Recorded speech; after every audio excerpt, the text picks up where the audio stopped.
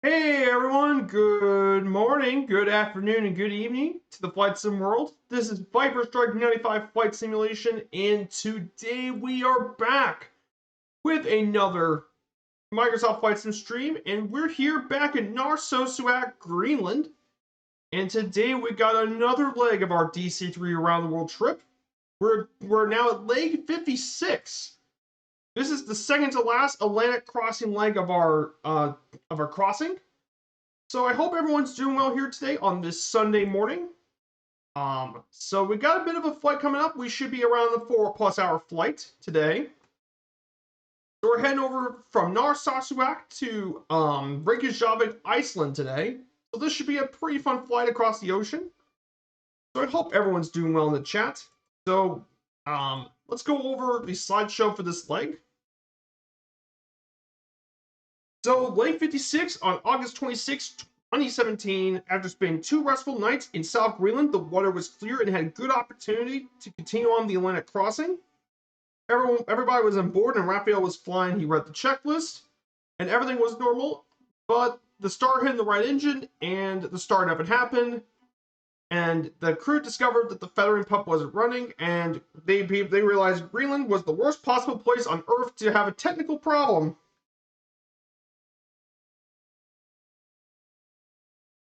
So they had to actually let people know about the technical problem and work to troubleshoot it. All the mechanics worked on the DC-3. They had a relay that was a twin function. So it was used for both starting and feathering. That was done in the Trans-Texas Airways DC-3s, and the relay was co-located in the wheel. After hitting the relay in the air to engage the starter, the plane restarted once again, thankfully, and the crew went back to the terminal, and they took a scenic route along Greenland's coast, and afterwards they set a direct route over to Iceland's coast. So yeah, that's gonna be in the stream. The sunset was behind them as they went through the Iceland's west coast, and after a nice landing, they parked their crew in the GA terminal of Reykjavik Airport. And then the next day, they did a DC-3 flight across Iceland's west coast. So that is going to be the leg notes for the leg, according to the pilots. So we got our DC-3 nice and fueled up. She should be nice and ready to get going here today. She should be nice and get going, our DC-3. She's all nicely fueled and ready to get going. So let's go ahead and get her started.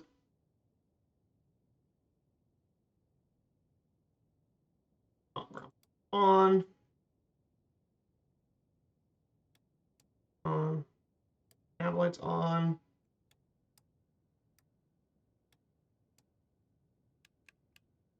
On.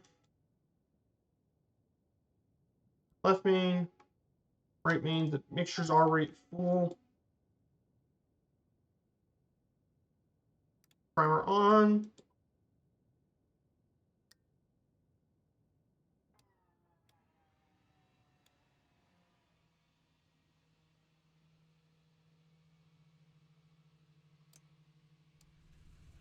So she's now good and on. That's right engine on.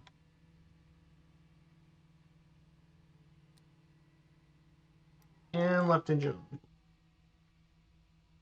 So guys, if you want to draw along, we're in the DC-3. We'll be, for this one, we'll be cruising around 8,000, 9,000 feet. We got to get over some of the ice blocks. Battery on, ground power on, beacon lights.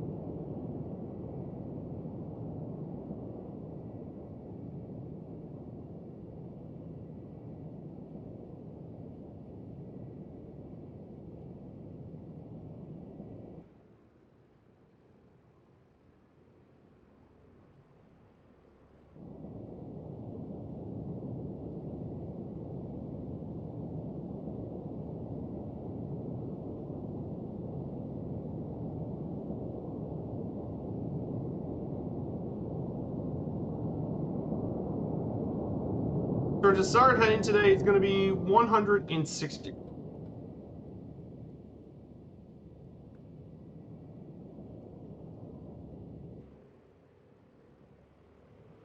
And take her off.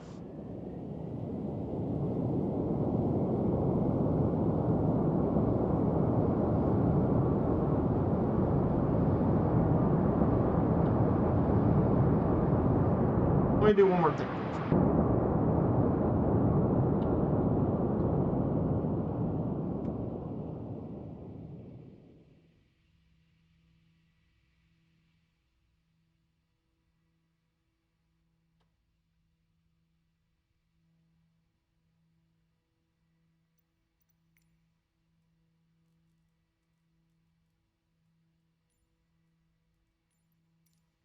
Lock the tail wheel.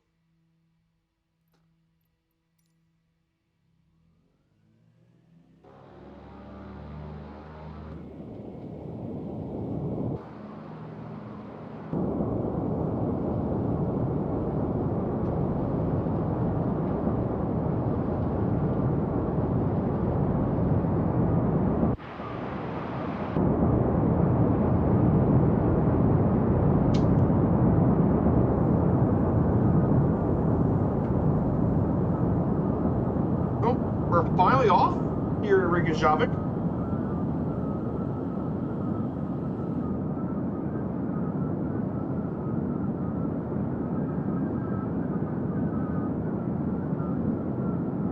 Go ahead and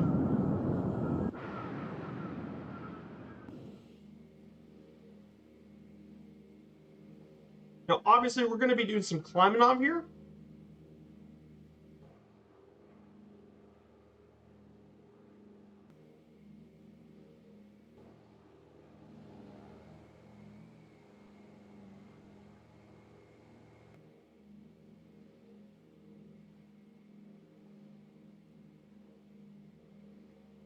But yeah, this area is absolutely beautiful.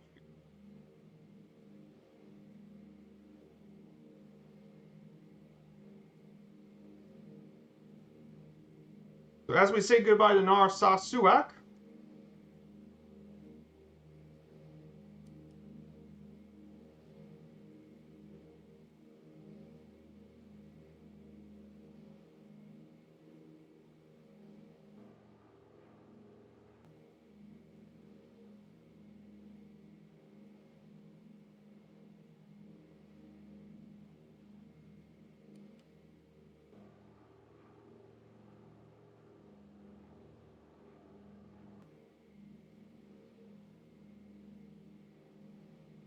up.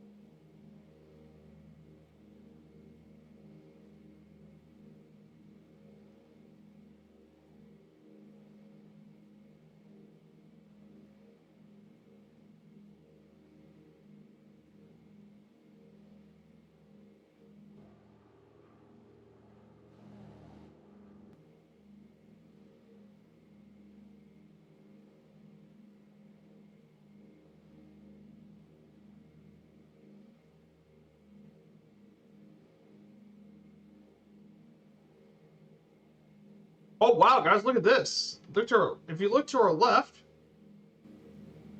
we actually can see one of the glaciers. One of the many glaciers that make up here in Narsarsuaq. This is one of the many glaciers that make up this part of the area.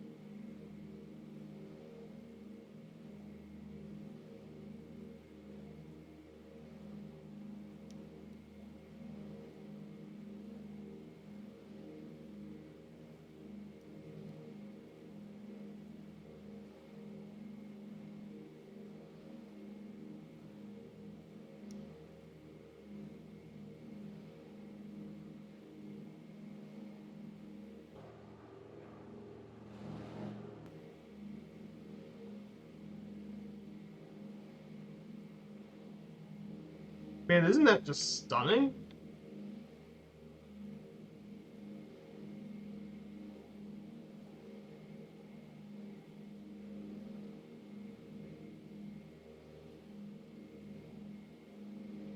Wow, just breathtaking, everyone.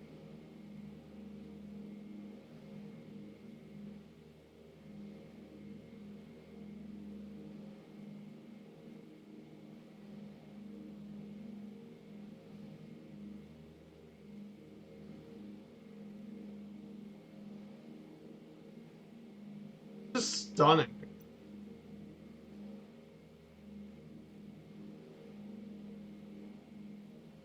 Yeah, all of this, by the way, is connected to one giant ice sheet here in Greenland.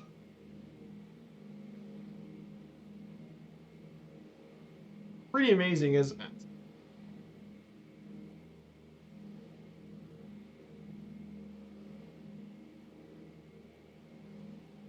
But yeah, we'll climb to our altitude of 8,000 feet. We'll be heading to this waypoint um within 179 nautical miles to our next waypoint. We got a couple of waypoints. We got 1, 2, 3, 4, 5, and then a landing here at Reykjavik.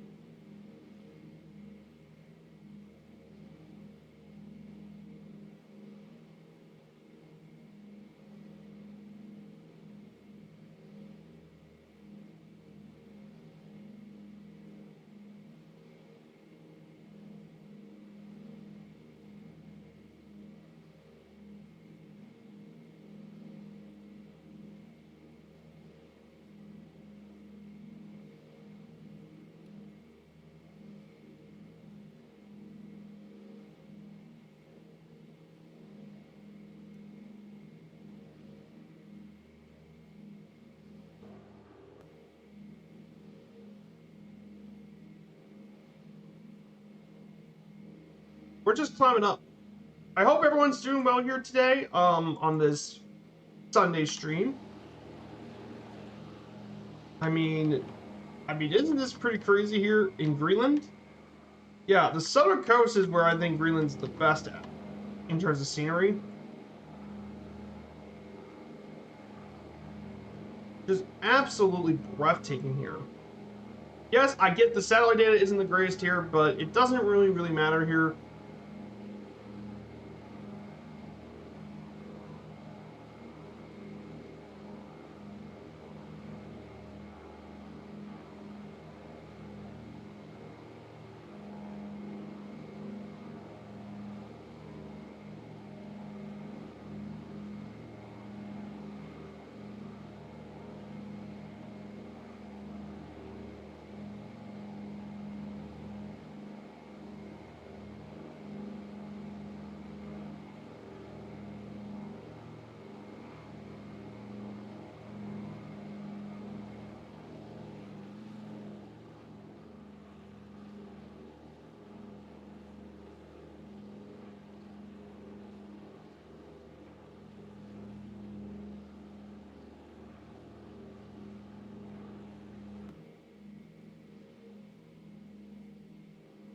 I'm going to go ahead and put the mixture from auto rich to auto lean.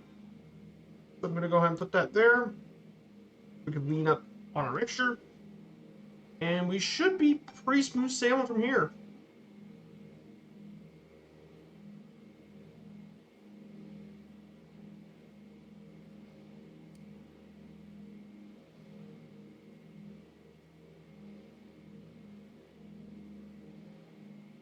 So yeah, I hope everyone's doing well, and I hope you guys had a great weekend so far. Everyone's had a good weekend and enjoying the weekend festivities, obviously.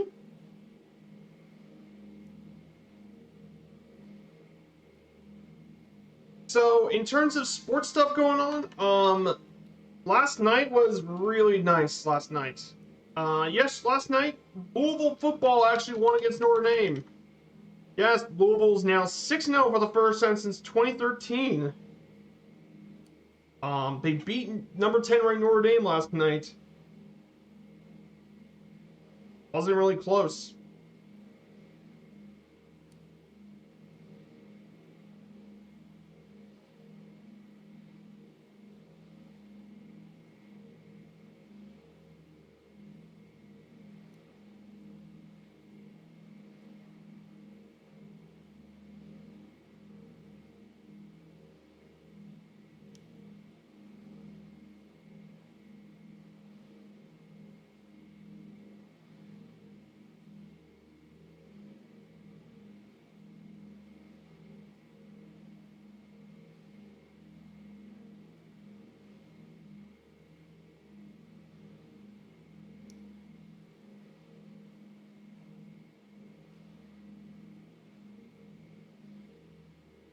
But yeah, Louisville 6-0 for the first time since 2013, and they're now in a really good position.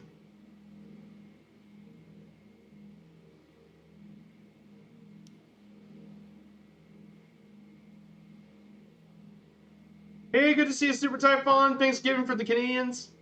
Yep, I've heard. It is Thanksgiving for the Canadians. You're absolutely correct. And Particle Flight, good to see you. Good to see you both here. I hope you're all doing well.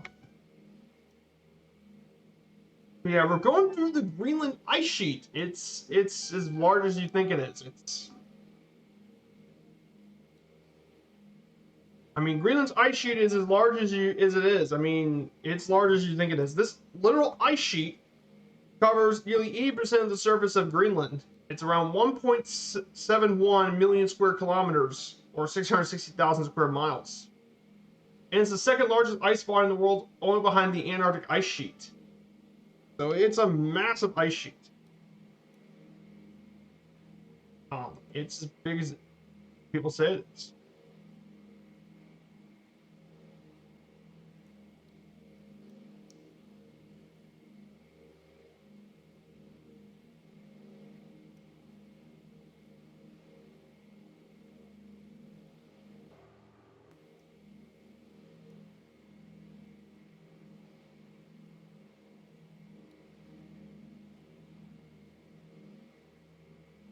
Yeah, I hope you're all doing well. So in terms of other news, I didn't say this about this on Friday stream, but Thursday night, legendary Bears linebacker Dick Butkus passed away.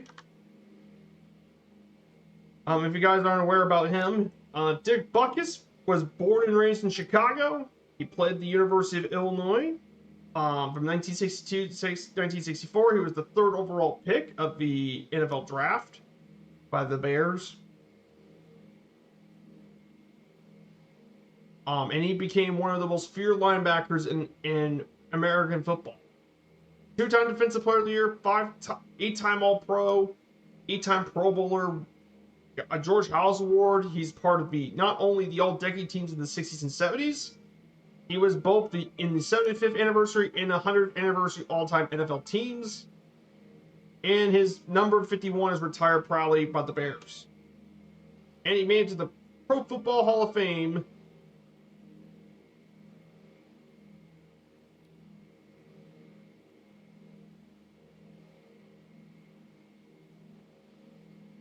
And he was elected in 1979, Dick Butkus.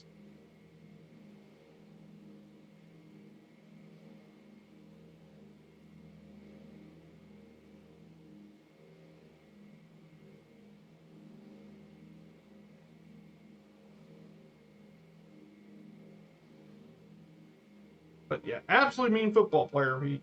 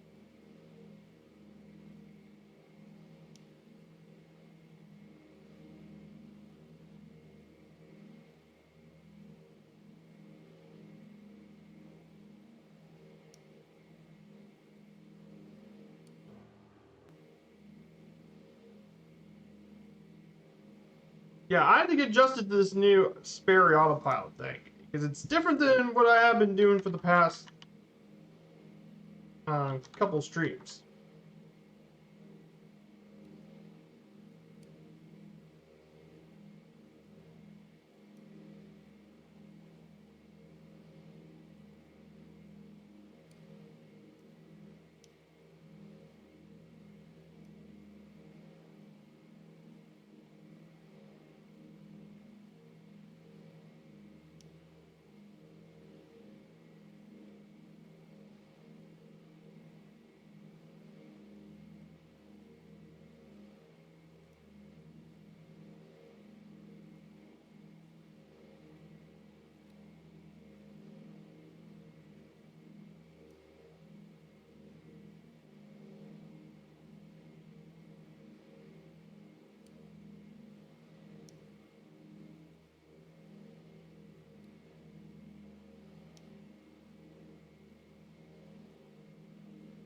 So, as soon as we get out to the ocean, we'll start talking about Iceland for a bit. I got slides today about today's topic, Iceland.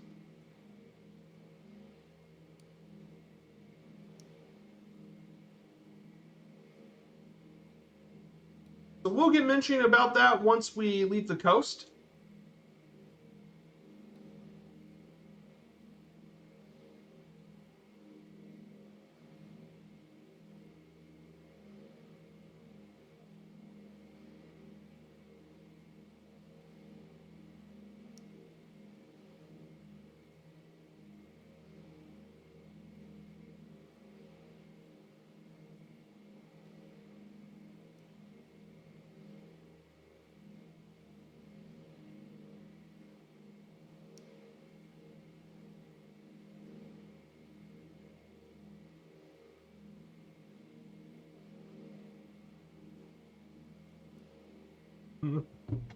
Mm.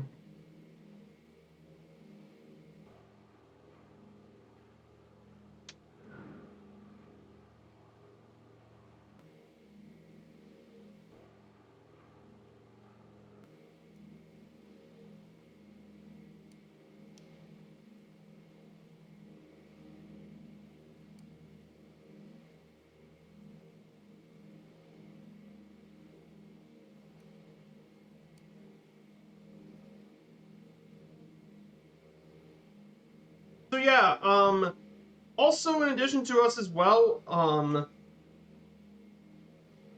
so I've been doing more of the monthly schedule yesterday. I did only a little bit of it. So for the rest of the day, I guess I'm gonna have to work on after the stream. I'm gonna work on completing today's daily flight.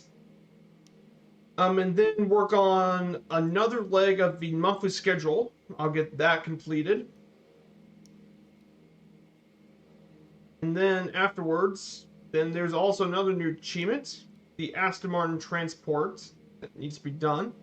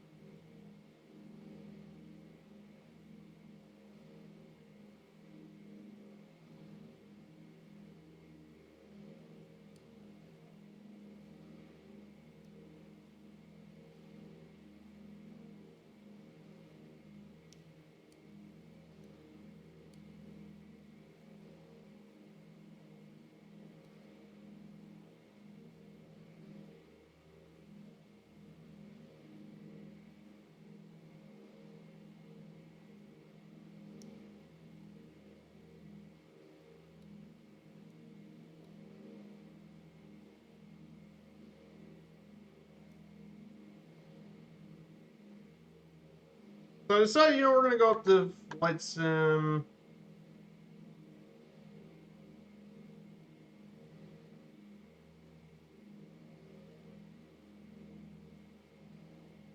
gonna go flight. We're gonna go flight level 10,000 feet.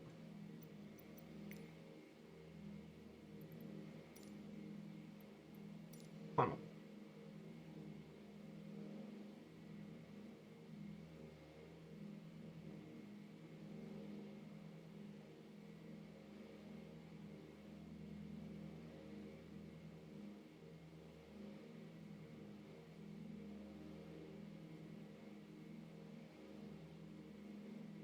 So yeah, so we got quite a bit of stuff to go on today about Iceland's stuff.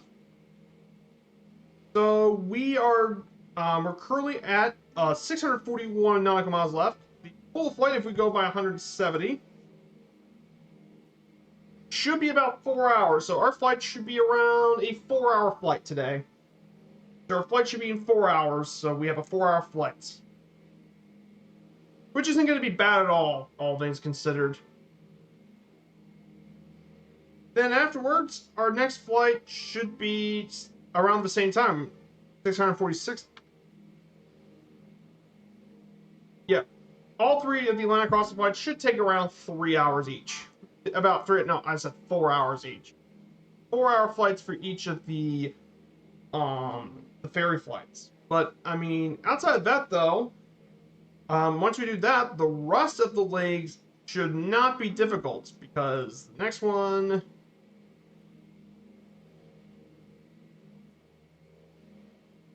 Because then the UK flight would be around just under 3 hours.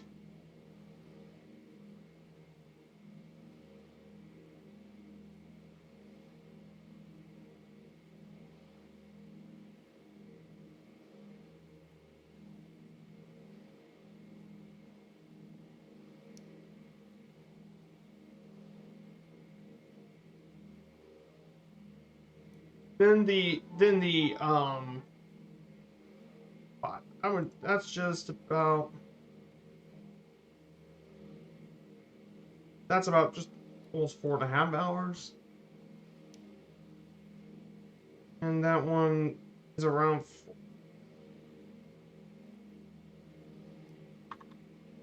And that one's just about 2 hours. So the rest of the legs aren't too bad. Once we get across the Atlantic legs, everything should be pretty simple.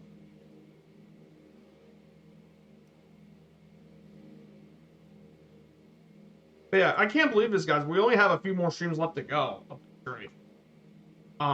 We only got 10 legs left to go, which is pretty insane to think about this. When I started this journey back on New Year's Day, I thought it would take a little bit longer than that.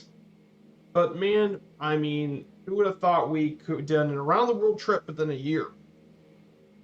I mean, starting out all the way in Geneva, we went across France, Italy, Croatia, Greece, Israel, Jordan, Bahrain, Qatar, the UAE, Pakistan, India, flying over Bangladesh and Myanmar to Thailand.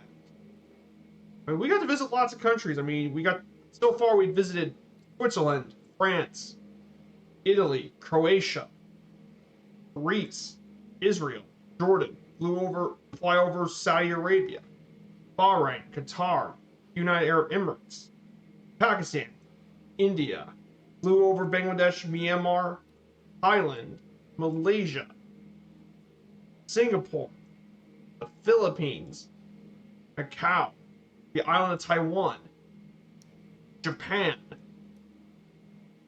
fly across to the Aleutian Islands in Alaska, then fly over to the U.S. states of Washington, Oregon, California, Arizona, a little bit of Utah, New Mexico, Texas, Arkansas, Missouri, Illinois, Wisconsin, Michigan, Ontario, Canada, New York, Massachusetts, flew over bits of Rhode Island, Connecticut, New York, flew over to Quebec, then visit Labrador and Greenland.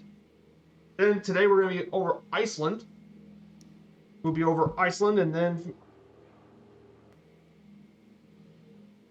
we'll head back to the United Kingdom and finish our journey from there. But yeah, hard to believe that we're going to be visit all these places. Really, really cool. But yeah, there is. But the thing is, there is so much more to explore in this world that I am even more excited for. We get to explore the rest of the world.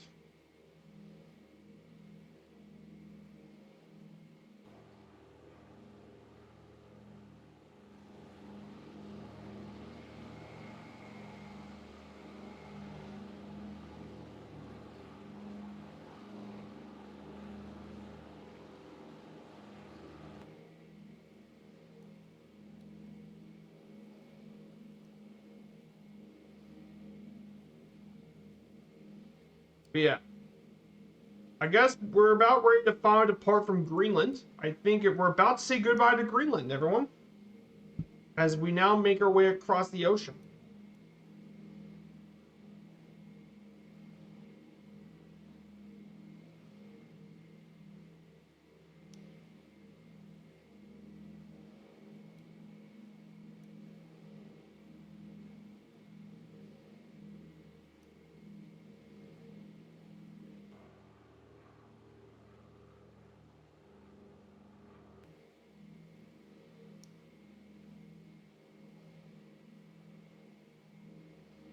Yeah.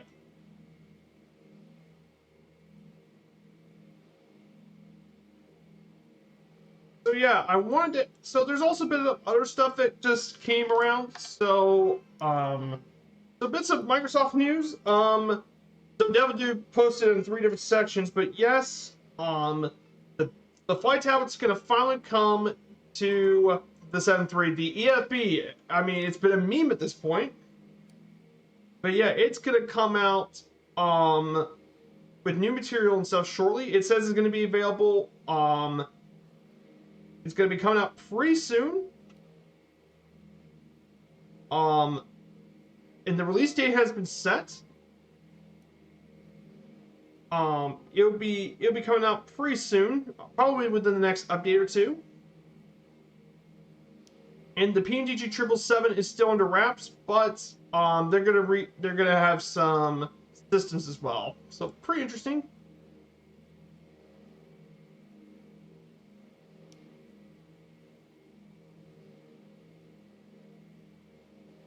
So it's gonna be coming out as an update.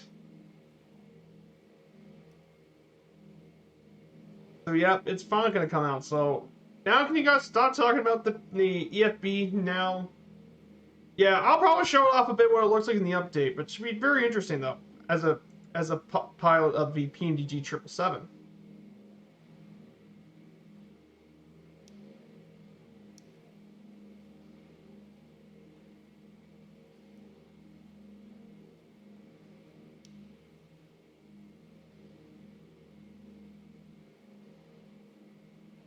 In other news, from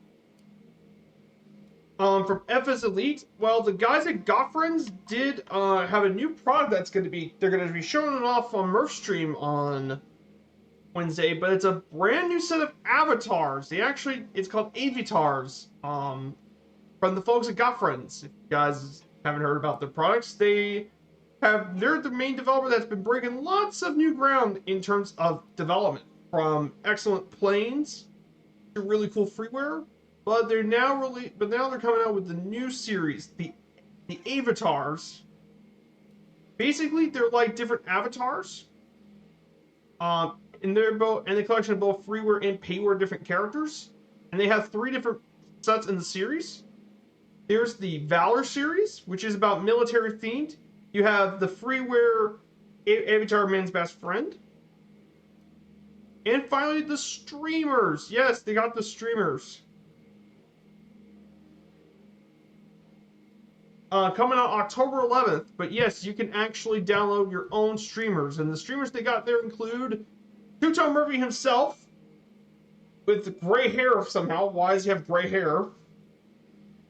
The O Can Do himself, West Coast Willie, Burstix TV, and the Duke Nukem are the different streamers. Very, very cool. They got the Valor, which is the man's best friend.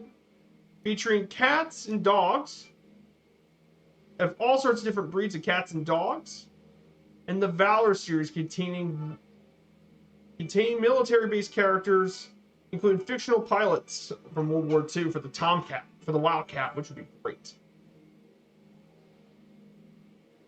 Yeah, the 777 is delayed. That is correct.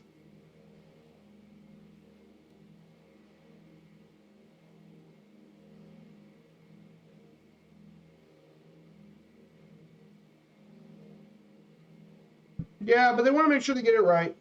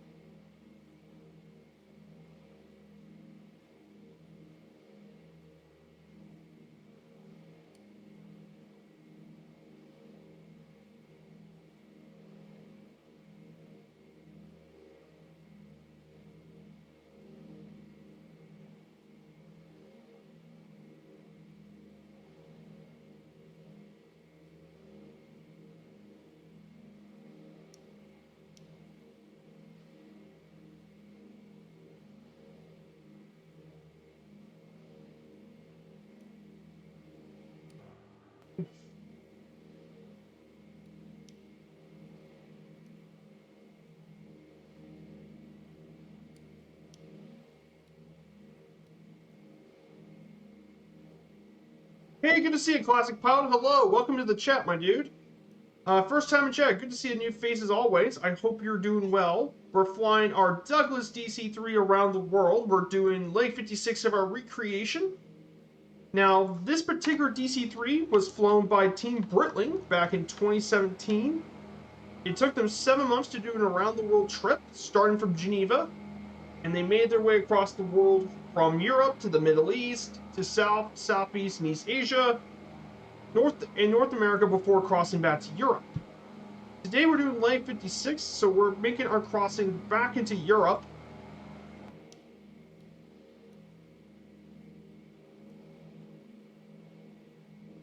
So I hope you're doing well. But yeah, I'm doing quite good. I'm having quite a bit of fun with this around the world trip. I've started this back on New Year's Day on my stream. Very, very fun. We get to learn all about the different countries of the world and all that. So it should be a bunch of fun to explore all this.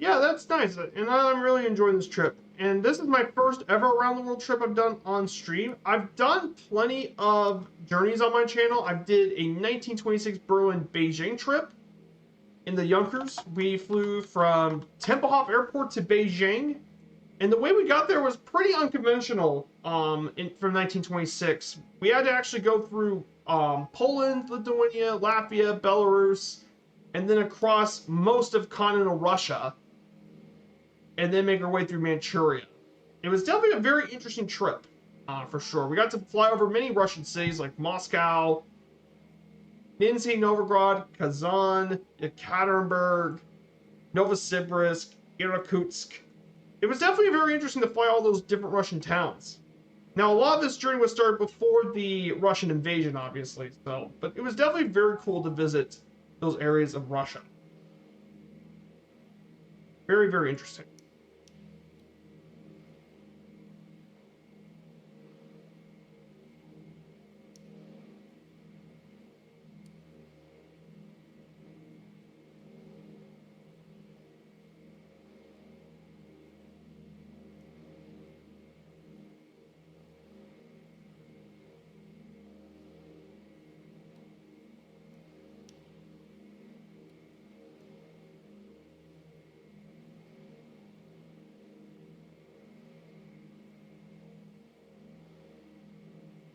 Oh, okay. I've only done one around the world flight, which I never do again. Oh, what kind of around the world flight did you manage to do? I'm curious.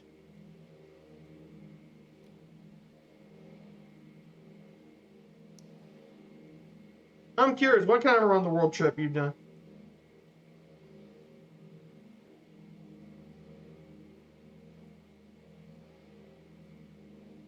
But my future plan is to do one of the countries of the world, which will be visiting every single country in the world. There's over 190 plus countries to visit, so my plan is to visit every single one of them, and I'll do it in a variety of ways, from general aviation to the airliners and such.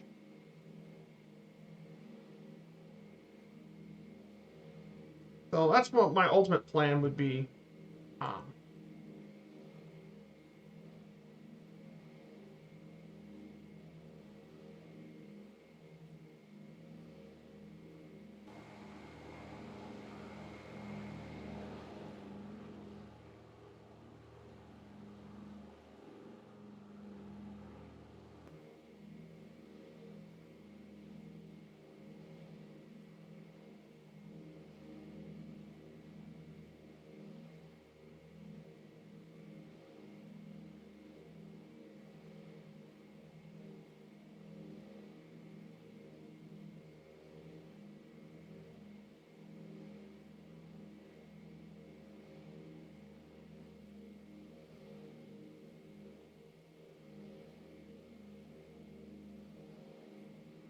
oh, right flyer around the world. It took you 2 months to do 16 short legs. What? That's the craziest around the world trip I've ever done. That's the craziest one I've ever heard. Oh my gosh. Hey, that's congratulations though. Like, I would never do that.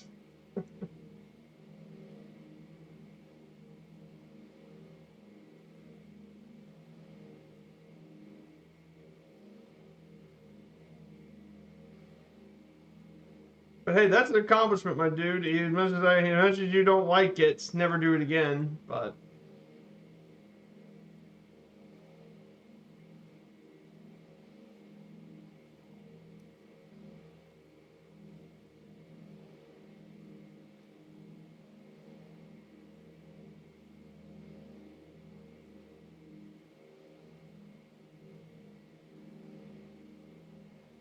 oh yeah, Russia. Yeah, Russia in the Atlantic Ocean are not very. Yeah, I understand. Russia is massive, obviously. I mean, Russia's the world's largest country for a reason. Russia's unbelievably massive. In the Atlantic Ocean, yeah, you have to get through Greenland and Iceland. That can be rough. Like, it's not so bad on this journey I'm doing, but this, I can relate to that completely.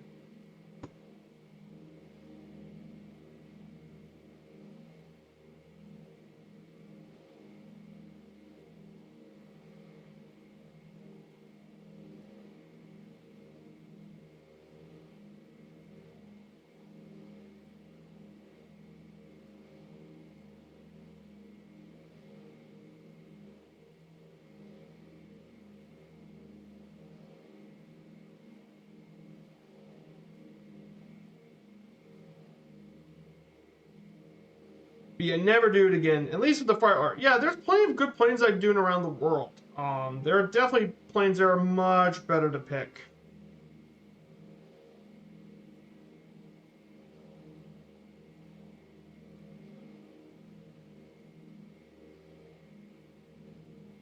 Yeah.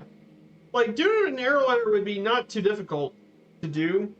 The thing I'm planning to do is visit every country, but I'm not going to do it in just one type of plane. I'm probably going to do it with a wide variety of different airplanes. Um, for example, I think for some of the really big countries like Russia or that, I might do it in an airliner because it will get there the fastest. While some of the smaller countries like the smaller countries like Switzerland or Slovenia, Croatia, can be done in the GA planes.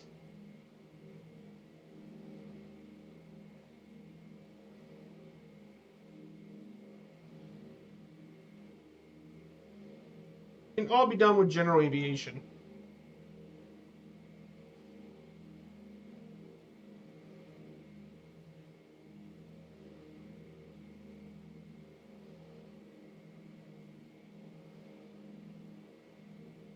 That's what I'm probably going to do for all the countries. I'm probably going to do it after. I'll start planning for after my DC-3 streams. I'm going to probably just plan it, work on a flight plan to get that worked. Oh yeah, yeah. The rifle are so slow. 116 hours.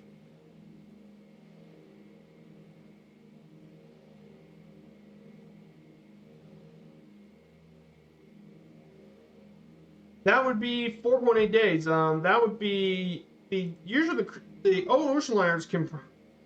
Oh yeah, the Pacific Clipper would be a nice one. The Pacific Clipper, that would be a really nice.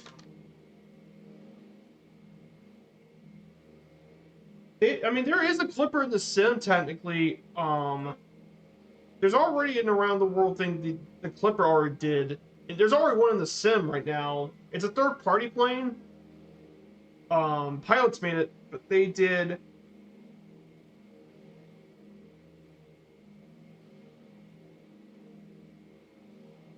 But yeah, they flew around the world. And that happened during World War II, actually. Because of Pearl Harbor, they had to actually go elsewhere. So they had to actually fly all the way to Sri Lanka, to Karachi, and all that. They had to fly through all those areas. Definitely a very interesting plane with an interesting history. Definitely would be a good one. And I mean, if you don't have the Clipper, you could do it. You could actually do it in the Spruce Goose if you don't have the Clipper. Because Spruce Goose could do everything the Clipper could, just much bigger.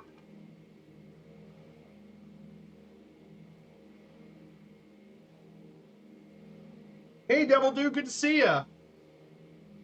No worries, you took a nap. No worries, my dude. Yeah, New York to Dublin to New York does take a bit of a while. But it's not the longest sort of around the world trip you can do. There have been longer transatlantic stuff.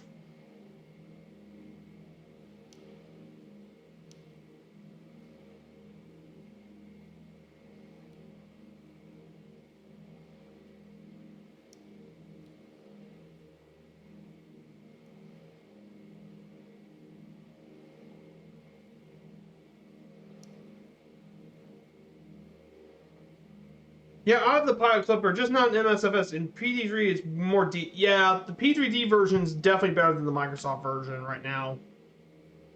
I'm not saying the Microsoft version is bad.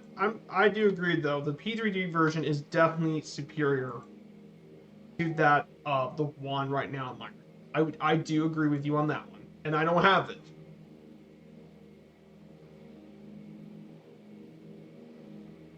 I'm on your boat. I know pilots has made improvements with the plane. It's just, you know,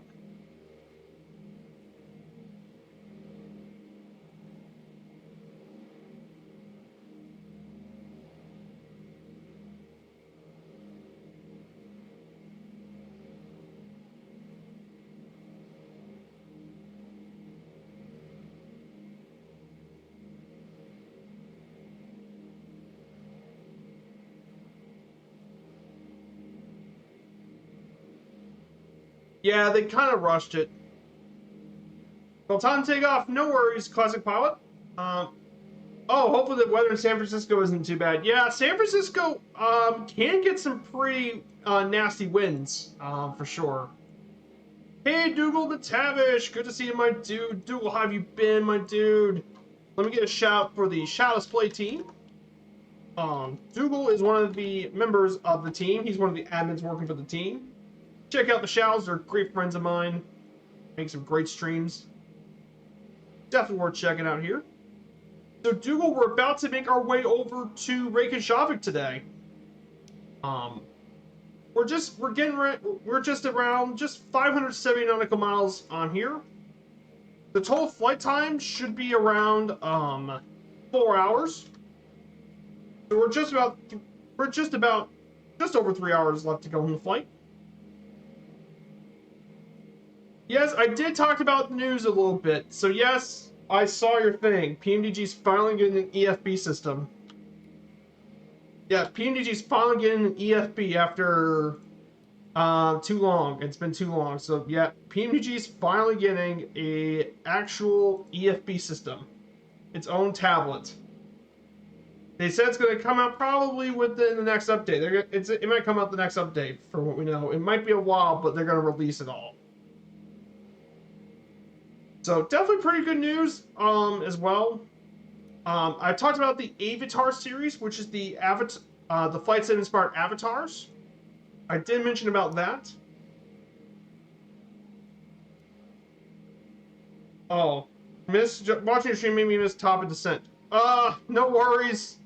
Put some altitude intervention. That will probably get it working again. So yeah, we're actually at 11,000 feet up into the ocean. No worries, particle flight.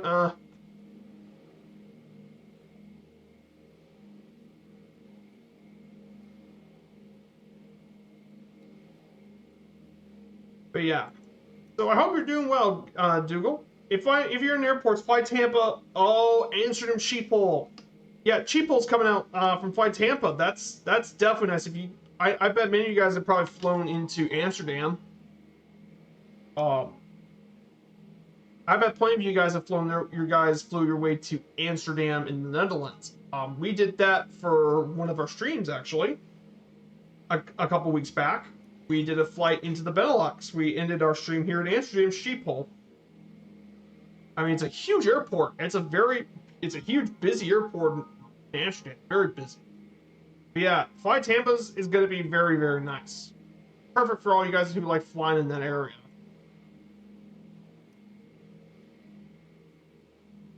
Oh, yeah, I would be excited for a DC or a Comet. Those would definitely be very anticipated plans. I think Blackbird Simulations has worked on a 717, I believe.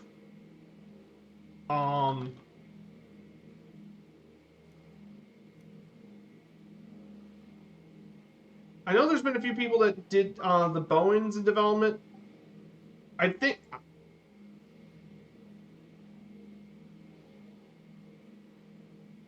someone's working on the 737-300 for NSFS. I believe Blackbird's working on the Classic. But I know someone's working. But yeah, DC-8 or De Havilland Comet would be really cool. I think mainly a Douglas DC-8 would be what I would be interested in, is the DC-8. Would be very nice. There are still limited. It's still limited service actually, despite still haven't been made since 1972. But DC-8s, there are quite a few operators in there. But yeah, I mean, back in the old days, this was one of the two big four-engine jets that came into service in the United States. The other one being the Boeing's competitor, the 707.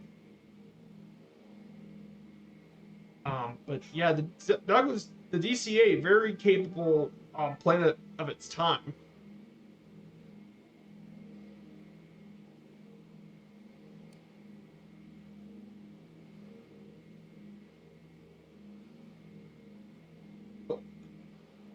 Oh yeah, the 737-200.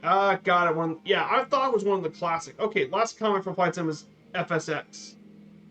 Oh yeah, the de Havilland Comets. Yeah, the Comet was one of the first. The Comet was one of the first. It's the world's first commercial jetliner back in the day, and it used to have a lot of accident issues back when it was originally built, due to the fact for metal fatigue, and mainly it was at the airframe. It had metal fatigue, and that was due to the fact that the airframe was overstressed during severe weather. But also, you wouldn't believe this, but they found out that there has been a lot of structural issues with the construction of the hulls. Some of them became the windows, mainly the square passenger windows. But it was one of the reasons why it would fail, but it wasn't the only one.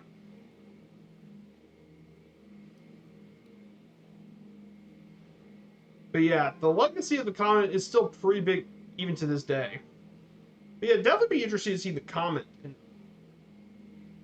quite all her issues.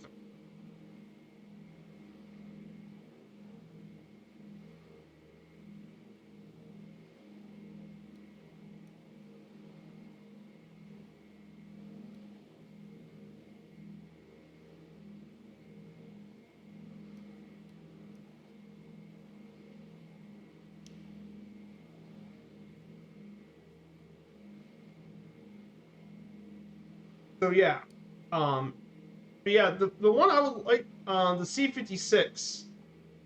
Yes, I think the Just Flight are going to make several of their old planes back in the sim. I know Just Flight's announced. So, I think Just Flight's announced several of their planes in development.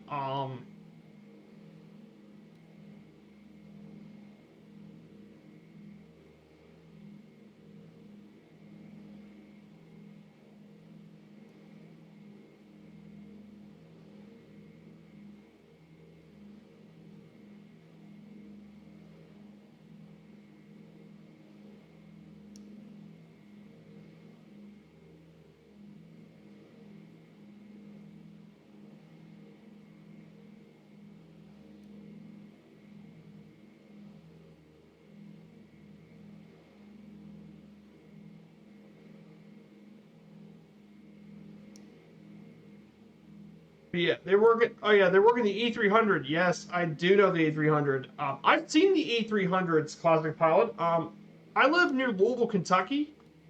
Um, and UPS operates the E300s.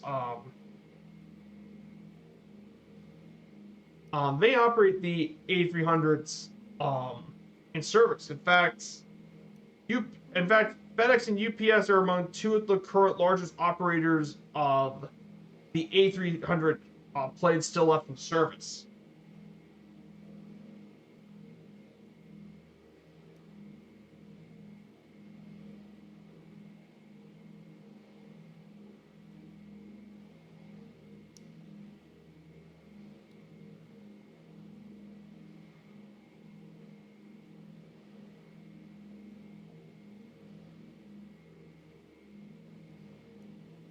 Yeah, they operate the 600. That's correct. They operate the 600, but I've seen Airbus 300s from where I live. So that's how I know it.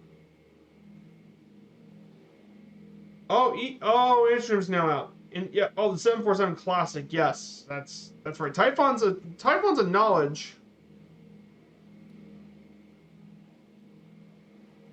Yeah, Typhon's a knowledge bank. He knows so much.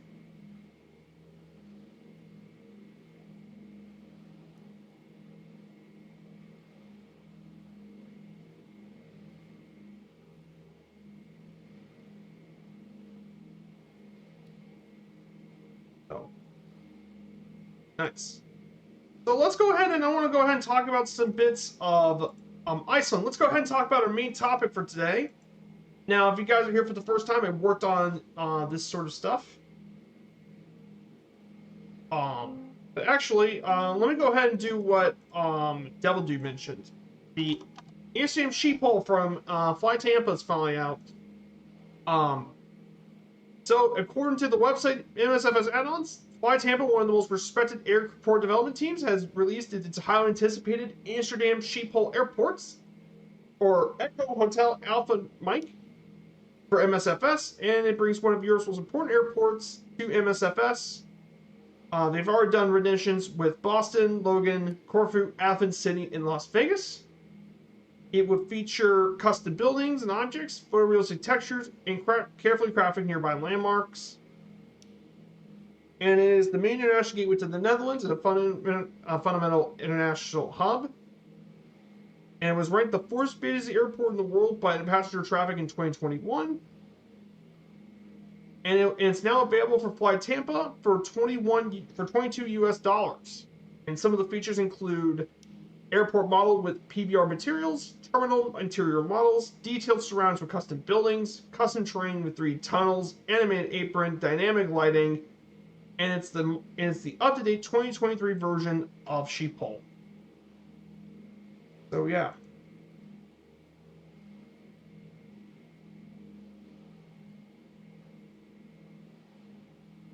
So yeah, that is Fly Tampa's newest scenery. Very, very cool.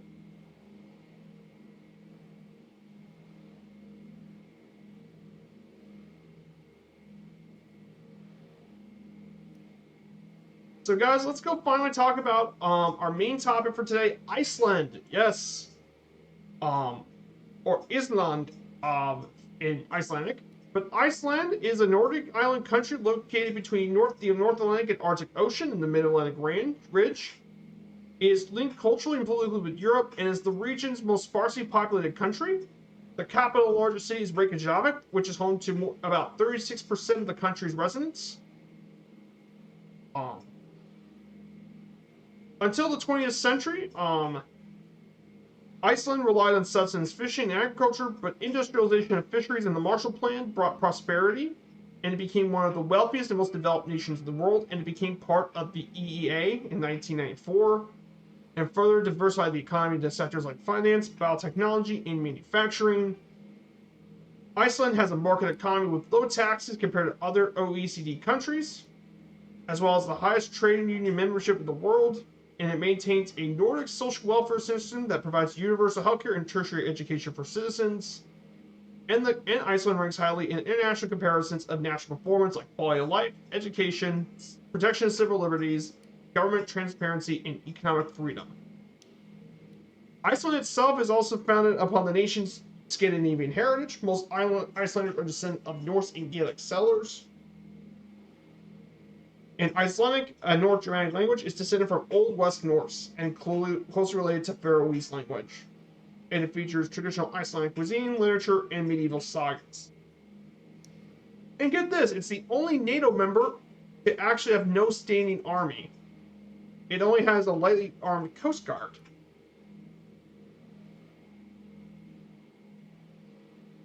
So pretty interesting stuff about Iceland for you guys to learn about.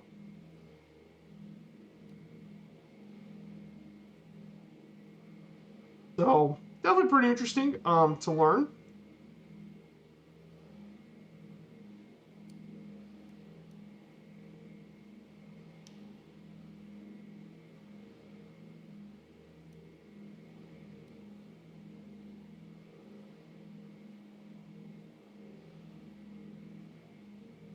Definitely very interesting. So if you guys want to join my Discord, I have a Discord link for you guys if you want to join along in. So I have a Discord link if you guys are wanting to join in on the Discord. Here's the link.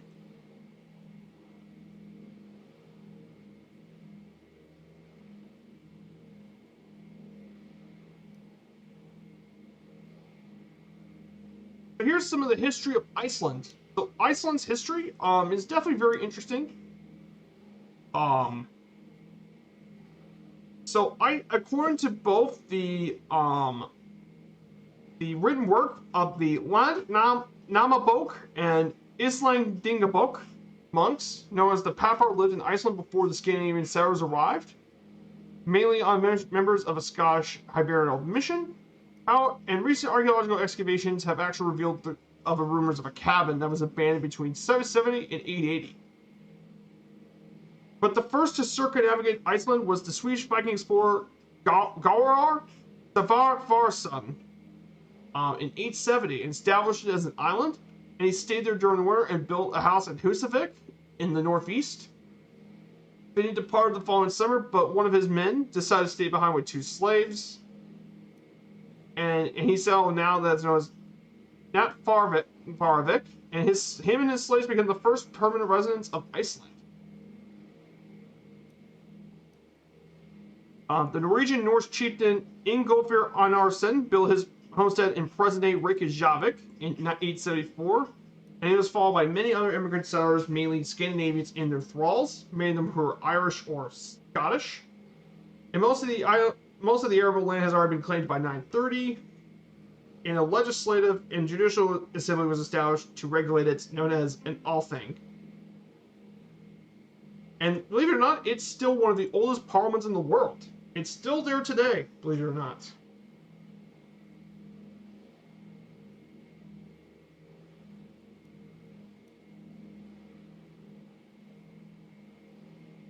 So, pretty interesting as well.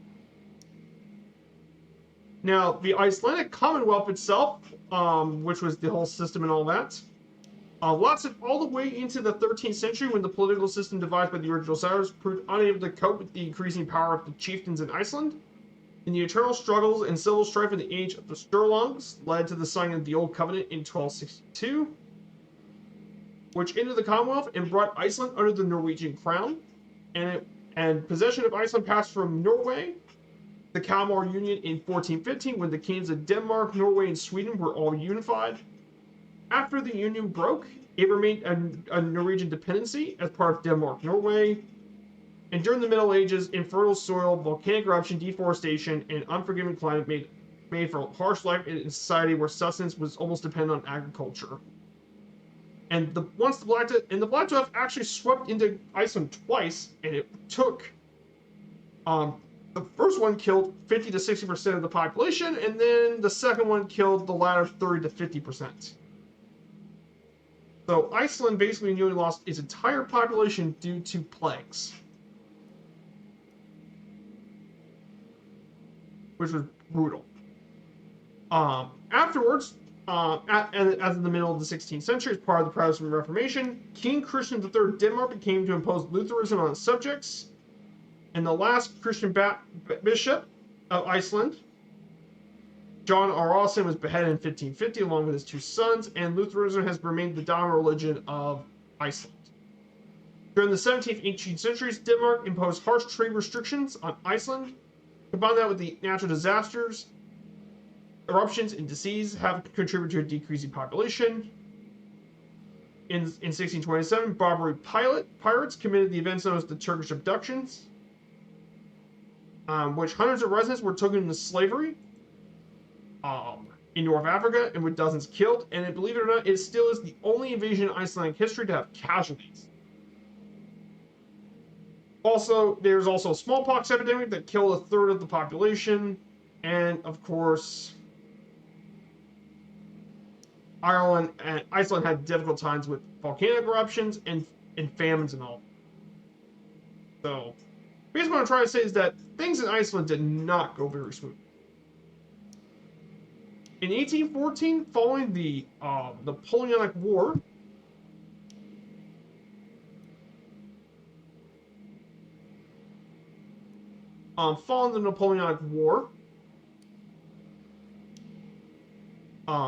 in 1814, Denmark-Norway was broken up and was broken to two separate kingdoms via the Treaty of Kiel, but Iceland remained a Danish dependency, and throughout the 19th century, the country's climate continued to grow colder, resulting in mass immigration to the New World, particularly in Gimli, Manitoba, which is referred to as New Iceland.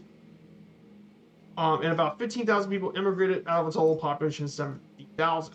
During the first half of the 19th century, a national conscience first arose, inspired by romantic and nationalist ideals from mainland Europe. An Icelandic independence movement took shape in the 1850s, based on the leadership of John Sigurðsson.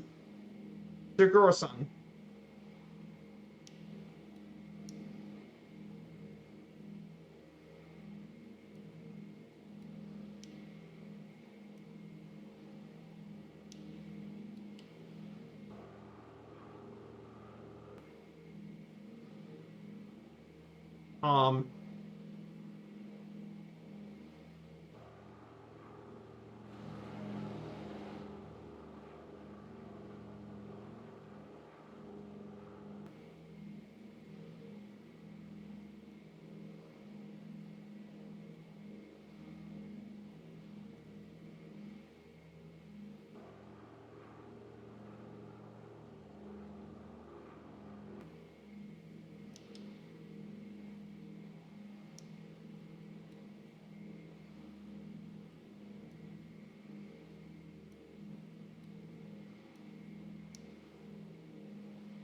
so afterwards, the Danish-Icelandic Active Union was signed in December 1st, 1918, valid for 25 years, to recognize Iceland as a fully sovereign independent state in a personal union with Denmark.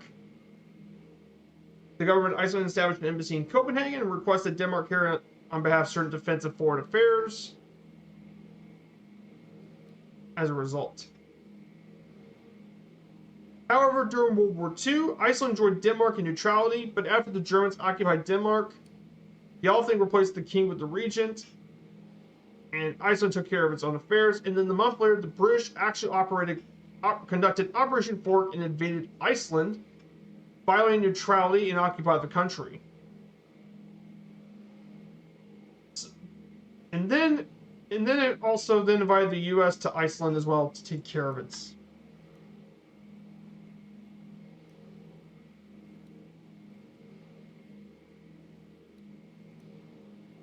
As a result. So during then also on December 31st, 1943, the Danish-Icelandic Union expired, and Icelanders voted in a 4-day voting to terminate the personal union, abolish the monarchy, and establish a republic. And the vote was obvious. By over 95% of the votes, the union was over, and a new Republican government was established in that as well.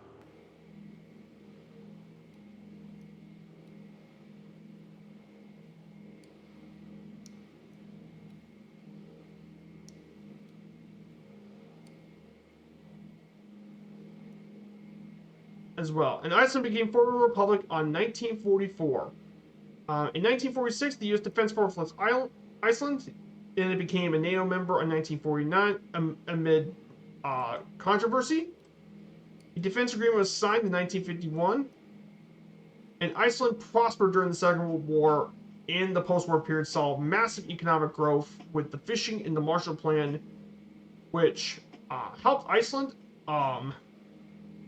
recover really quickly. However, the most interesting part of all this was during the 1970s, and here's something a lot of people don't know about Iceland. During that time, the 70s were marked by the Cod Wars. Yes, about fishing. Well, that's because Iceland had several disputes with the UK over its fishing limits. Iceland tried to extend its fishing limits to 200 nautical miles offshore, and that caused issues with the British.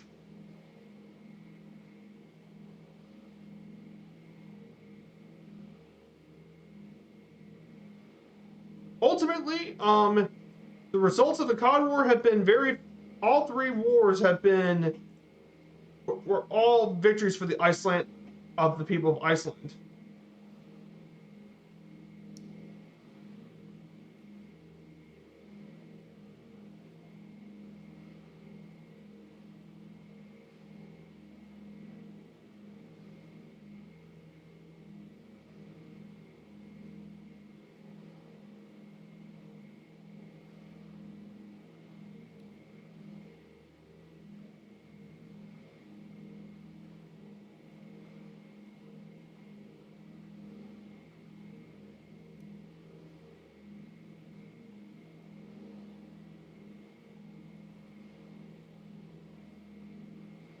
So definitely very interesting as well.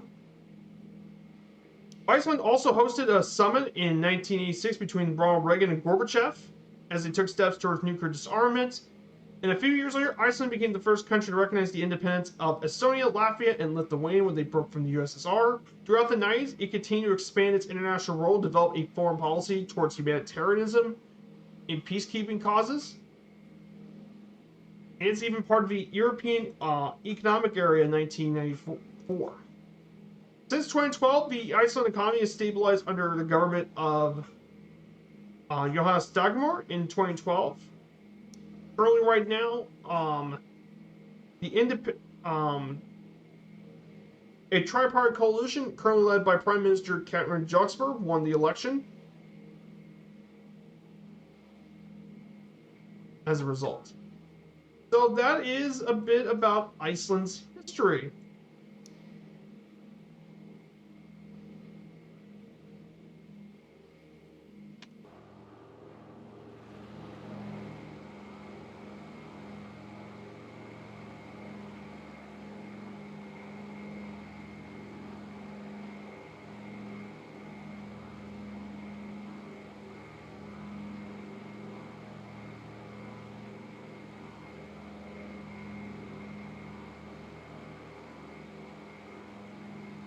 But yeah, definitely a very interesting one as well.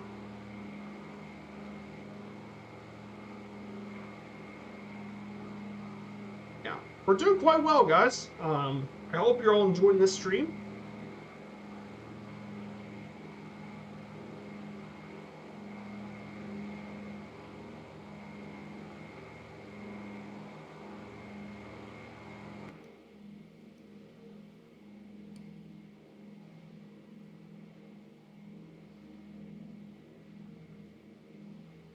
So, so yeah, I hope you guys enjoyed the learn a bit of history about Iceland.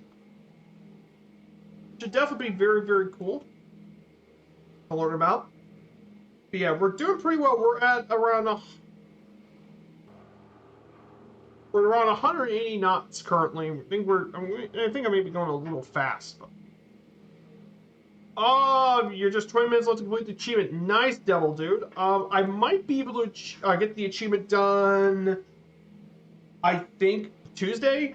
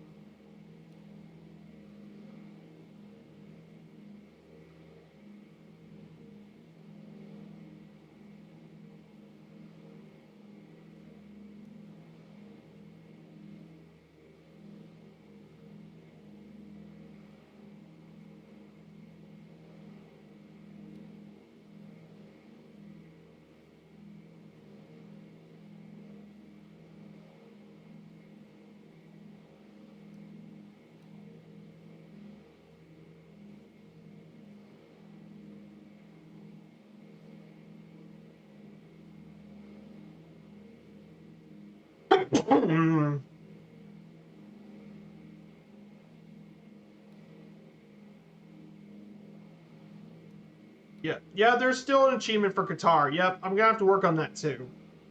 But I'm not streaming, I'm gonna have to work on that as well, so.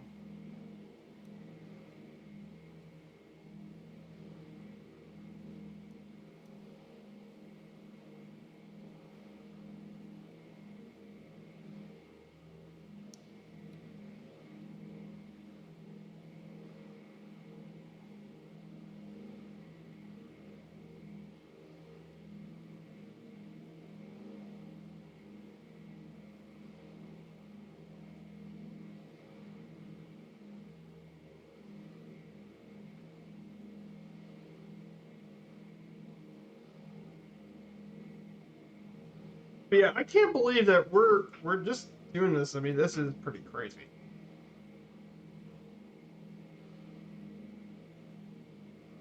But yeah, I can't believe that we're going to be done with the round the world trip sooner than later.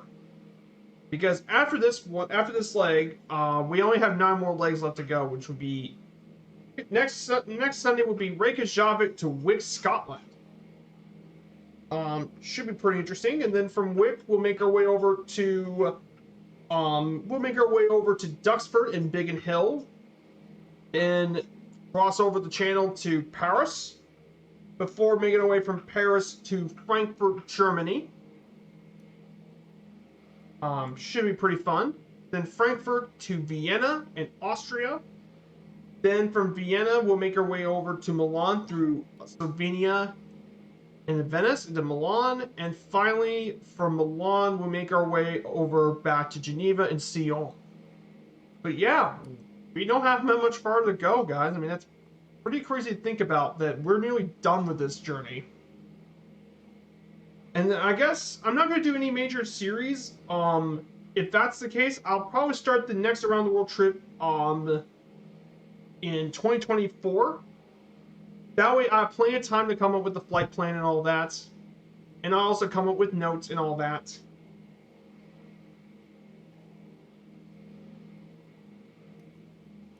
But yeah, I'll come up with the flight plan. I'll come up with something.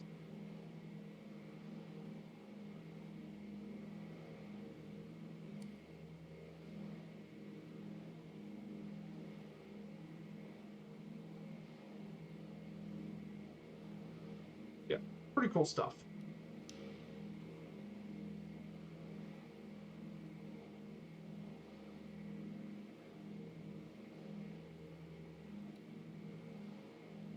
So, I want to ask you guys if you guys had any really cool plans for the week. We got some really cool stuff going on this past week.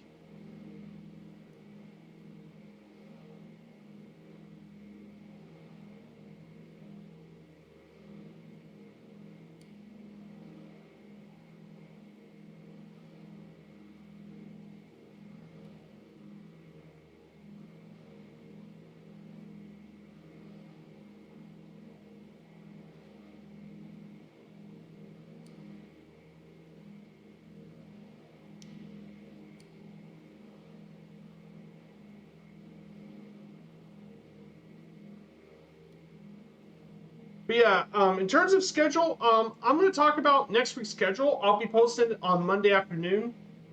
But next Wednesday's schedules are going to be pretty interesting. Next Wednesday we'll be back in the 737-700. We'll be back there, and I'm planning on doing some 737 flying across. I believe, if I'm right. I'm actually going to do some flying into Lake Tahoe. So we have a bit of a Tahoe road trip, actually. We'll be doing 2 flights in the 737.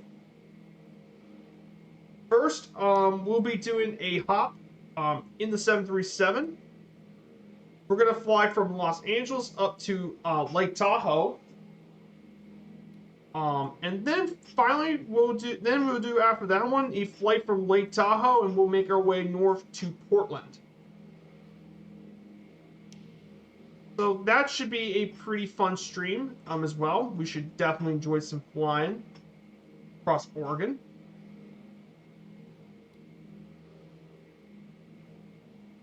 So that should be a bunch of fun as well. We'll just be doing 2 737 flights. That'll be for Wednesday's stream. On Friday, I think I'm planning on doing a Friday trip to, if I remember correctly, I believe we might actually have a trip in Alaska, I believe. We'll be checking out Wrangell National Park, and we'll fly our way to Anchorage. We'll be flying through quite a few streams and stuff. I believe we're going to fly our way from Anchorage to Fairbanks. We'll be flying near Denali National Park through Talkeetna. We'll go through Denali State Park, fly across the highway into the national park. We should have some pretty scenic flying on this trip. Should definitely be pretty exciting on Friday. And of course, our Sunday, we will be doing leg 57 of our journey, the last Atlantic crossing leg left to go, which would be Reykjavik to Wick. So, nice. Yeah, definitely definitely a good choice. I bought a few third party. The first third party I bought, Devil Dude, was actually my home airport. From FS Dream Team. That's still a pretty nice airport. From Dream Team, and it's pretty inexpensive too. But a very, very nice airport.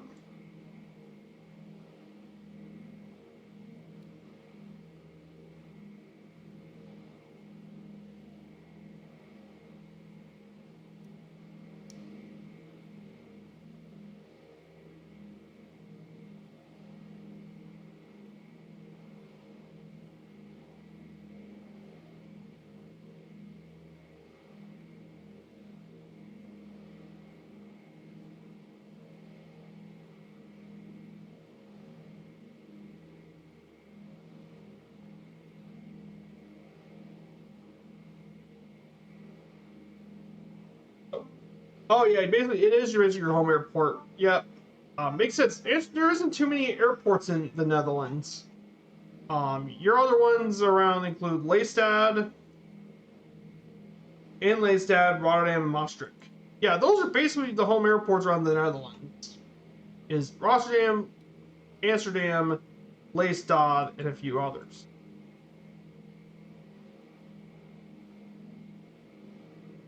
And I think Eindhoven's also technically one too. Eindhoven is now a major airport.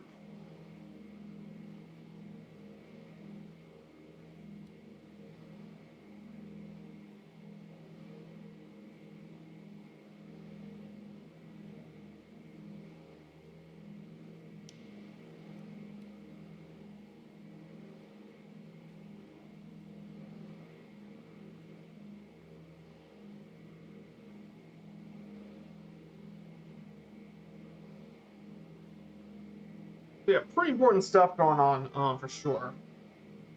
So in terms of other news as well, so for college football, for sports news as well, for other sports, not just football, but in terms of other sports news,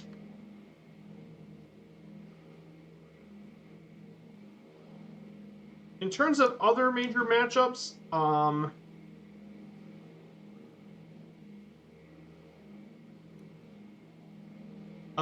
Kentucky, the local rival of U of L, Kentucky got destroyed by Georgia 51-13. Yikes. That was ugly. Michigan blows the Tins out of Minnesota. Oklahoma beats Texas in the Red River rivalry.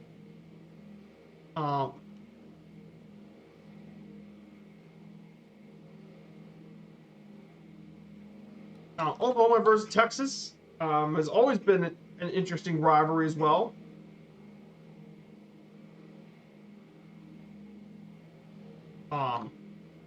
It's another part of the Red River rivalry, which has been going on since 1900. It's been going on since 1900. They've met 119 times. Texas is currently in the series 63-51.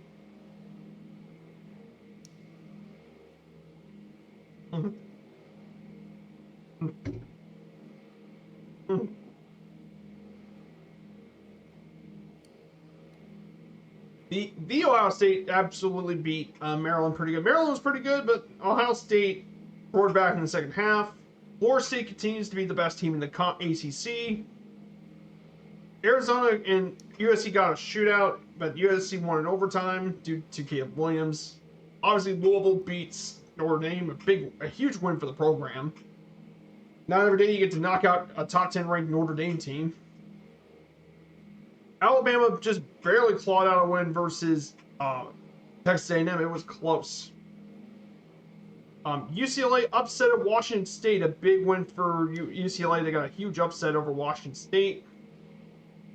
North Carolina just rattles Syracuse. Oregon State continues their success against California. Arkansas loses to Ole Miss. And here's something pretty surprising. Miami choked against Georgia Tech. They actually just choked. So apparently, Apparently, Miami, it was late in the game. Miami had a chance to end the game with the knee, but they decided to run a play. But they stopped. Georgetown got the ball back, and they scored a touchdown in the final seconds. Like, what were you guys thinking? You had the lead, and it was low time. You set with the knee. LSU managed to beat Missouri. And finally, Wyoming pulled off a pretty nice upset against Fresno State to get the Fresno State Bulldogs their first loss of the season. But yeah, that's the top 25 matchups. But yeah, very impressive stuff for the college sports.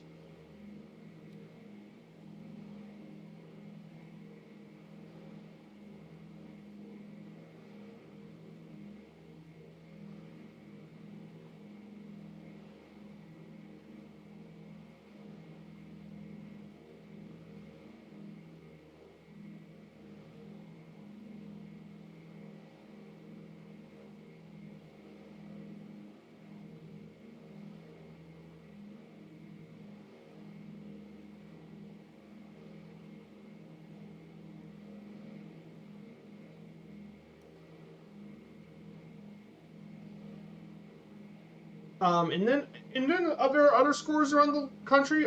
Kansas is now 5-1, they actually beat UCF. Kansas absolutely just killed them. I mean, Kansas is 5-1 again. Like, Kansas the last 2 seasons, this season and last season, Kansas has actually been good. Like, by Kansas standards, obviously. People forget Kansas is not known usually for football. They're a basketball school.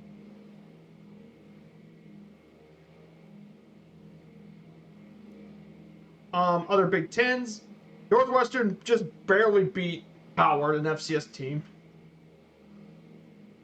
Iowa beats Purdue barely. Nebraska actually gets the 3rd win.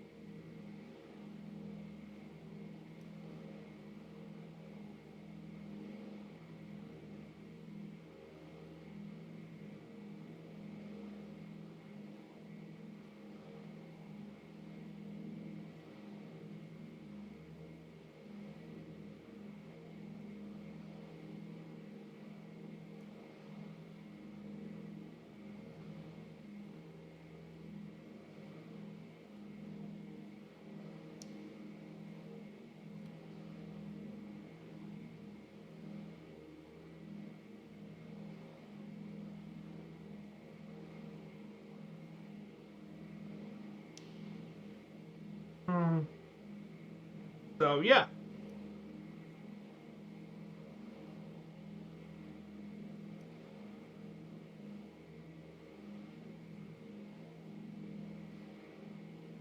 So then underscores as well, basically not too much more. We got some NFL games on tonight as well. The schedule for tonight. So oh, okay, the Jaguars are playing the Bills in London right now. I forgot. The Jaguars are currently in the Bills 11-7 in the 3rd quarter in London.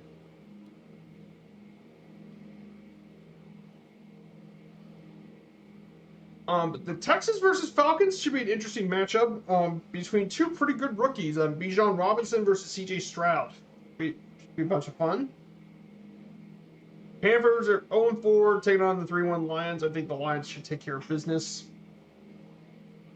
The Titans versus the Colts should be an interesting matchup. I mean, Anthony Richardson and Michael Pittman versus Derrick Henry. Good. The Giants are getting probably beat. They're going to get crushed by the Dolphins.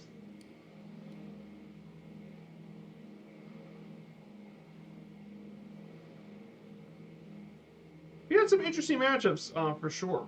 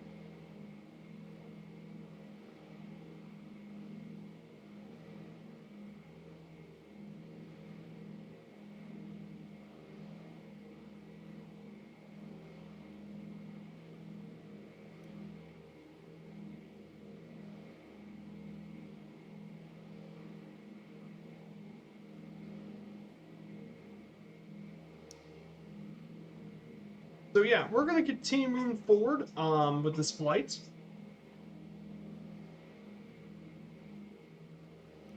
We don't really have too much far left to go.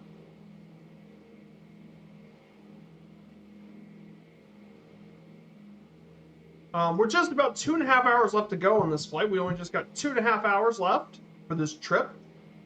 I'll be back in just 1 second. I'm gonna grab me a granola bar to eat. I gotta get something to eat. I'll be right back.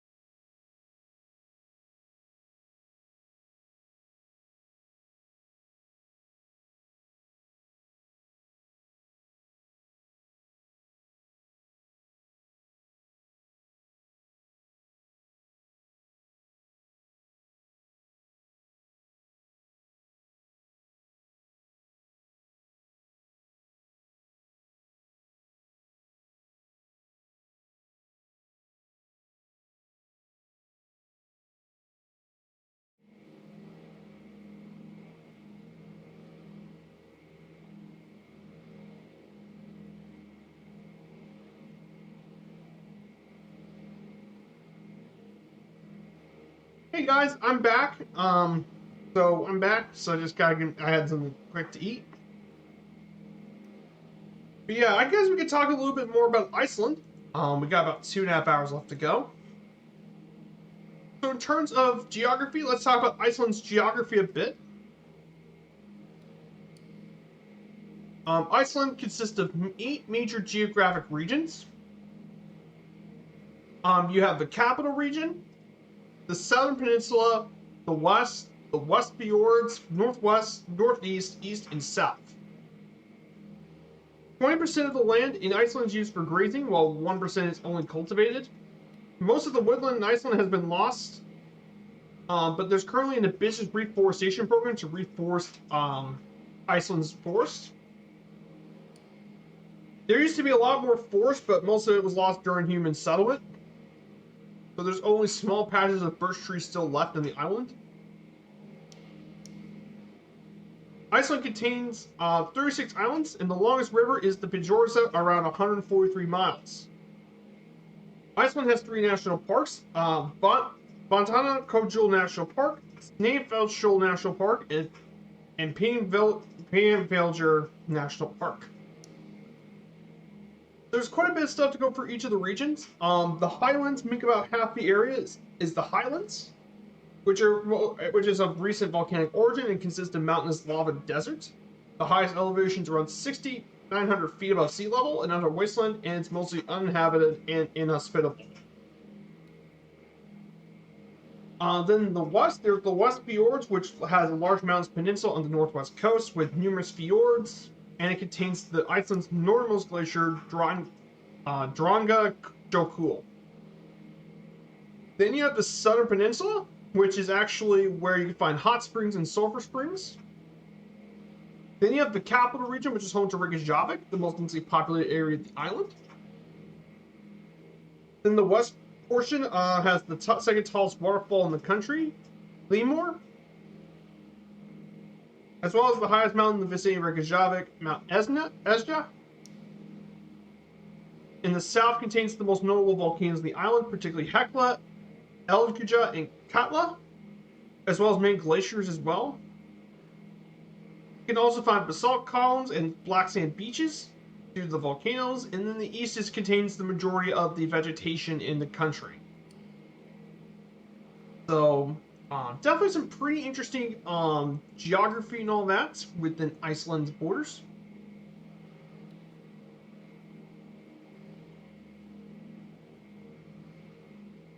So definitely very, very important.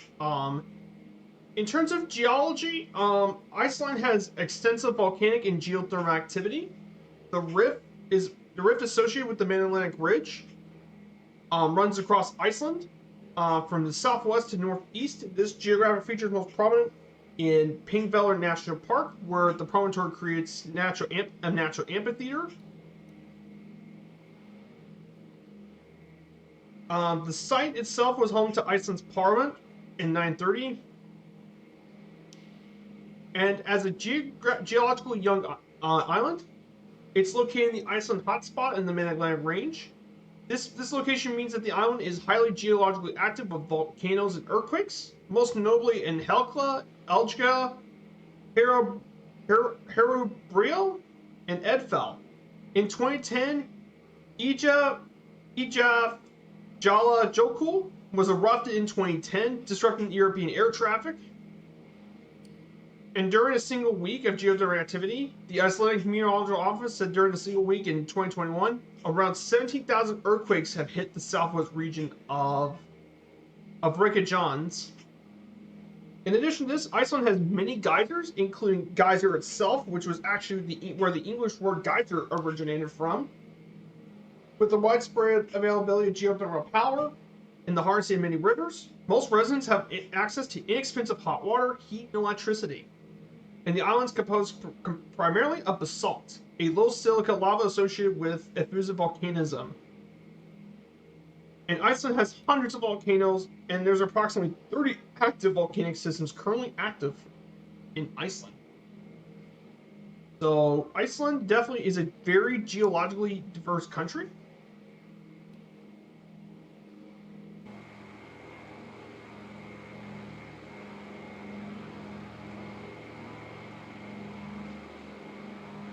So definitely a very interesting place as well.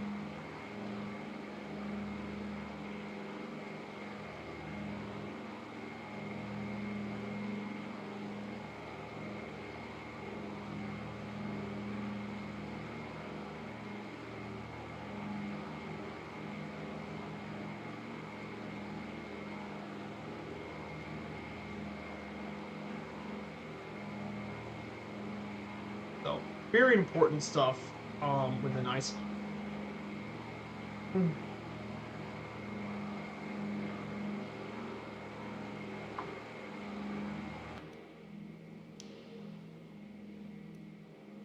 In terms of climate, the climate-wise in Iceland, so Iceland's climate, most of Iceland's coast is subarctic, mainly within the because the reason for that is the warm North Atlantic current ensures generally higher annual temperatures than most places of similar latitude, and these include the Aleutian Islands, the Alaska Peninsula, and the Tierra del Fuego in South America. And although those regions are closer to the equator, it's still higher temperatures, and despite its proximity to the Arctic, the coast remain ice-free through the winter, and ice incursions are kind of rare. The climate differs between different parts of the island. Generally speaking, the south coast is warmer, wetter, and windier than the north. The coldest parts of the country are the Central Highlands, and low-lying inland areas are the Aradas. For example, in Reykjavik, your average highs and lows, for example, in the summer are 55.9 degrees high and a low of 46.9 degrees Fahrenheit, or in terms of Celsius, 13 degrees Celsius and 13 Celsius highs and 8 Celsius lows. And in the winter, it's not bad at all in the winter time. Like, for example, in January, it's not uncommon for the average high to be just above freezing, 35 degrees, and the low being 26. Whereas if you go further north, the temperatures get a little colder, but it's still not bad at all. So yeah, that's it. The temperatures are actually quite nice up there in Iceland.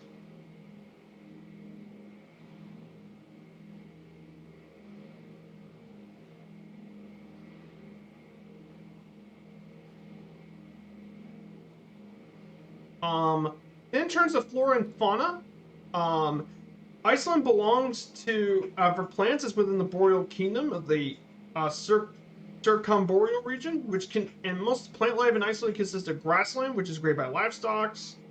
The most common tree to Iceland is the northern birch tree, or known as by Latin name, Bachellia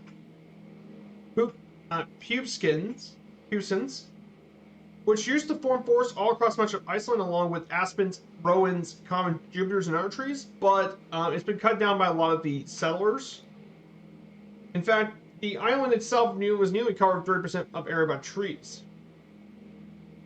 However, human settlement greatly disturbed the isolated ecosystem, so they have been decreased a bit. However, today, they're currently rebuilding a lot of the trees and forests have been reintroduced.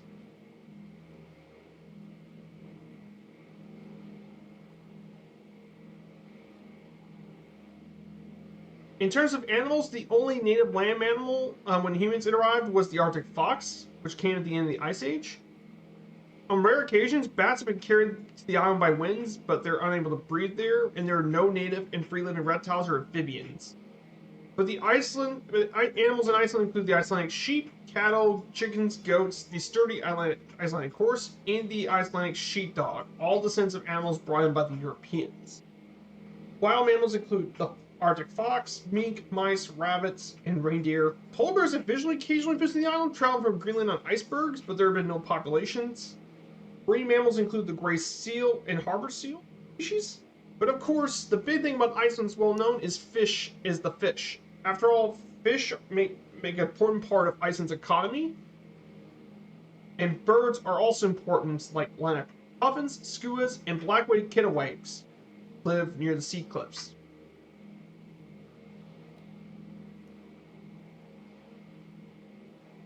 Also, fun fact about Iceland's animals: Iceland's actually essentially free of mosquitoes. Compared to other other areas, Iceland's free of mosquitoes. So that's a positive outcome. If you hate mosquitoes, live in Iceland.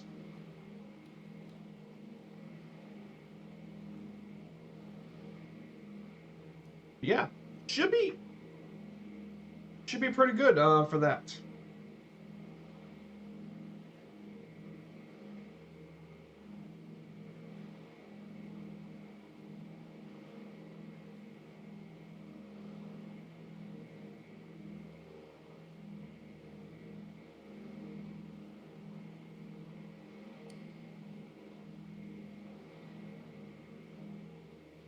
Yeah. Should be pretty good, guys.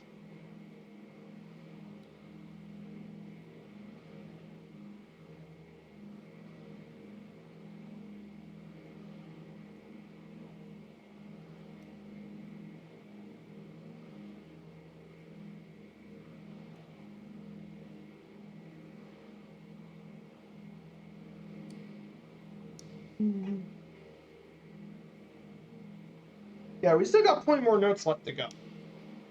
We'll cover those a bit later.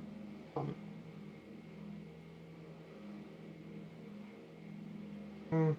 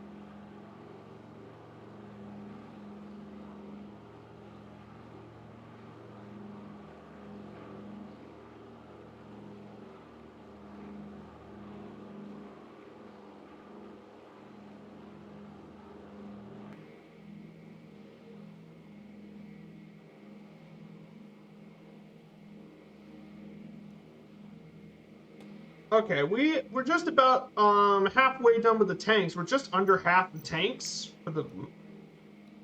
We're about 45% of the tanks. So we're just about 45% of the tanks. We're still doing really good with the tanks.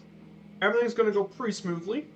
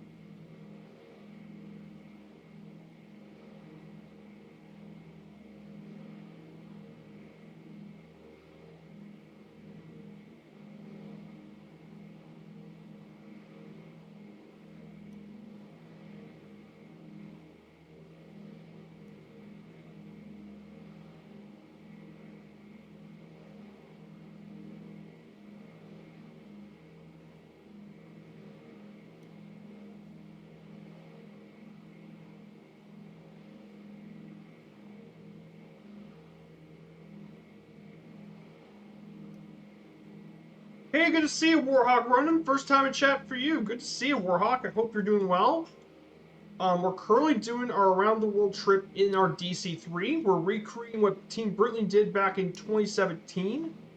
We're making our way over to Reykjavik, Iceland. This is leg 56 of our journey. We're currently doing 65 legs total for this journey. We started this back on New Year's Day. And I've been working hard ever since. We started in Geneva and went down through Europe to the Middle East, South Asia to Southeast Asia, East Asia, across the Pacific over to Alaska, the continental US and Canada. Now we're heading back for the Atlantic, back to Europe. But yeah, good to see a new phase. I hope you're doing well.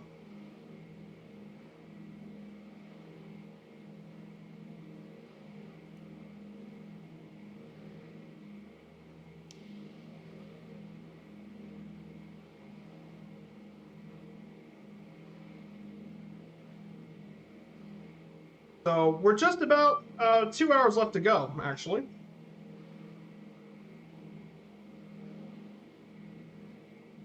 Yeah, we're just 2 hours left to go. We don't really have that much far left.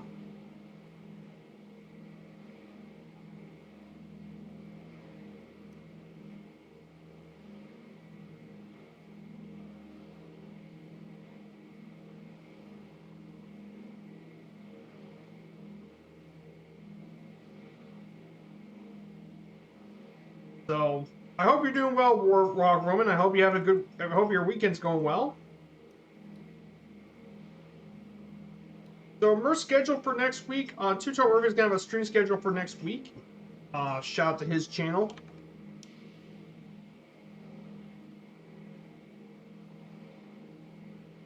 So Merv's gonna have his schedule for the week. Currently, right now, this week, he's gonna do another of his jet series.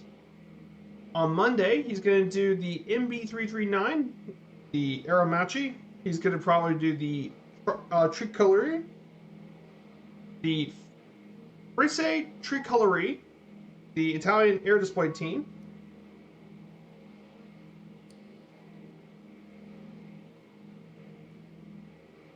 So that's what he's planning on doing Monday. On Wednesday, he's doing his Flight Sim News and showing off the Avatar.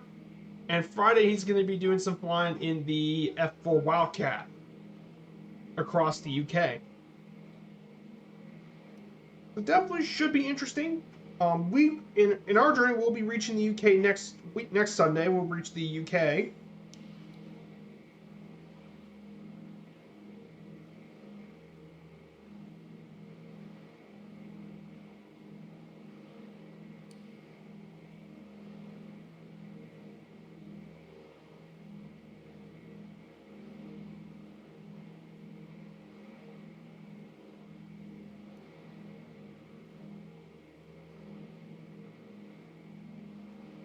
So we should get there pretty short.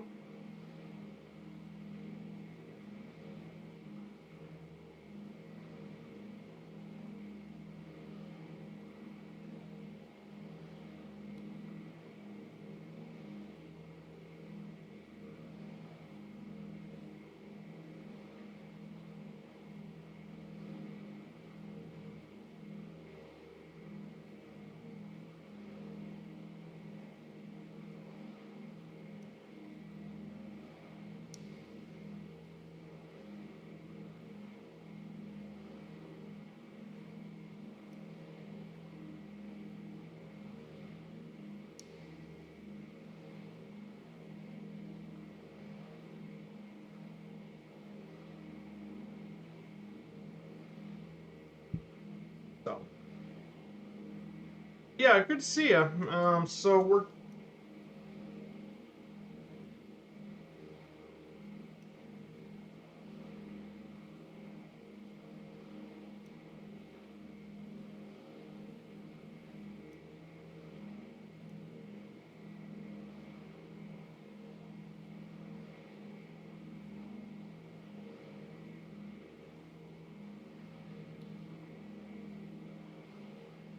So we're getting there pretty shortly.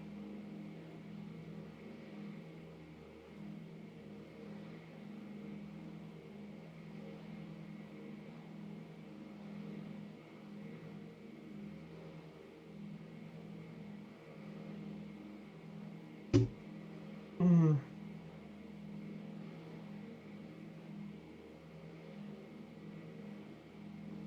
So we're just enjoying the nice chill flight. Enjoying ourselves here.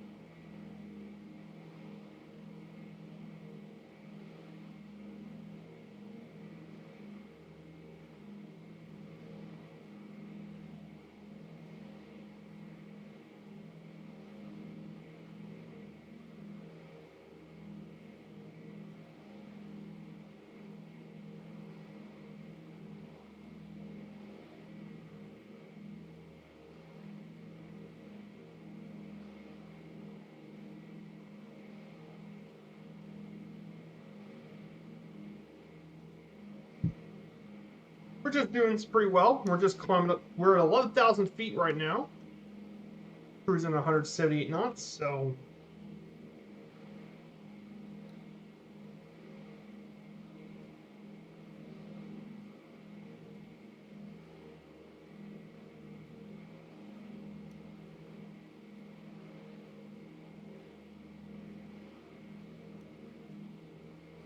we're doing quite well. If you guys are interested, if you guys like what you see here and haven't followed the channel, smash that follow button. Um, Currently working on the follower goal. Yeah, let's see who's flying along with us. I wonder if people are flying along. I mean, we. Oh,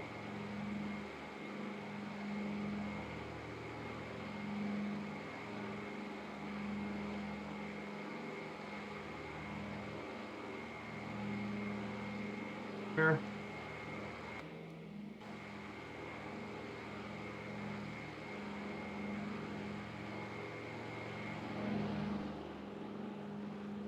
Flying over the Atlantic. I mean, at 11,000 feet.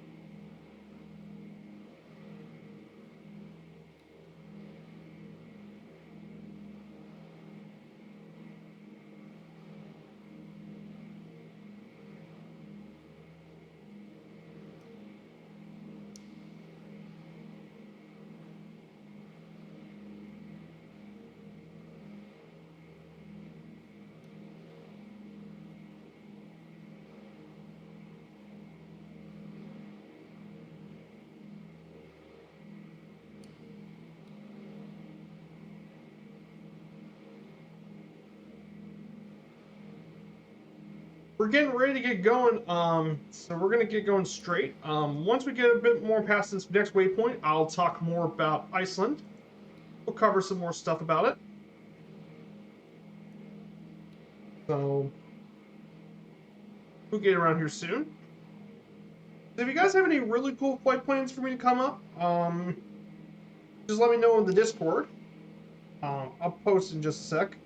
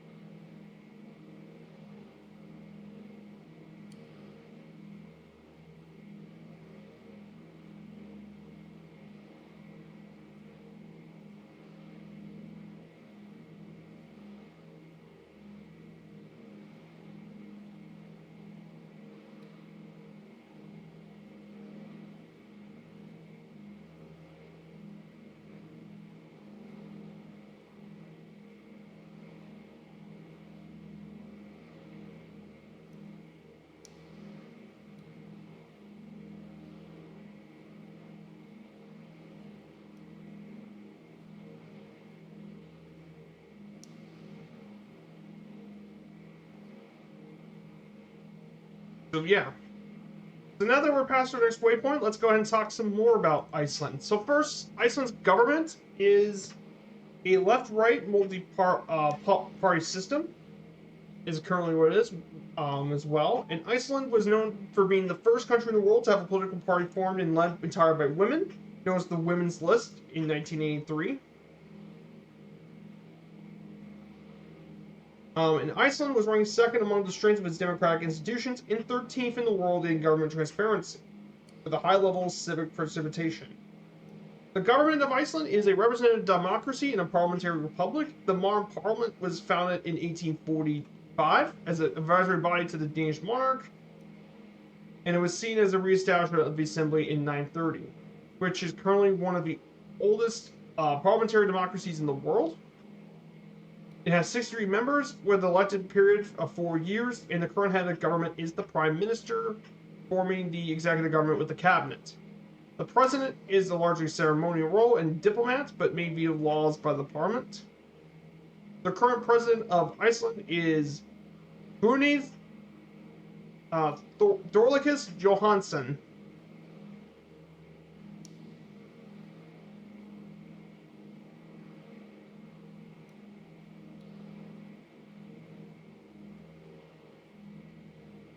As a result, in terms of, and then after that, we'll talk about Iceland's economy. So, economically wise, Iceland is the 7th most productive country in the world per capita at around $54,858 per capita, and the 5th most productive by GDP at purchasing power parity in the world. About 85% of the total primary energy supply in Iceland is derived from domestically produced renewable energy resources. The use of abundant hydroelectric and geothermal power has made it Iceland the world's largest electricity producer per capita. And as a result, Iceland's among the top 10 greenest economies in the world. Historically, has relied on fishing, which it still does apply fishing, but not nearly as much as it used to.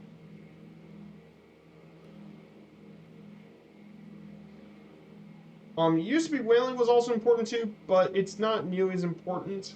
Fishing used to be a 90% export share in the 60s, and it's now 40% for fishing.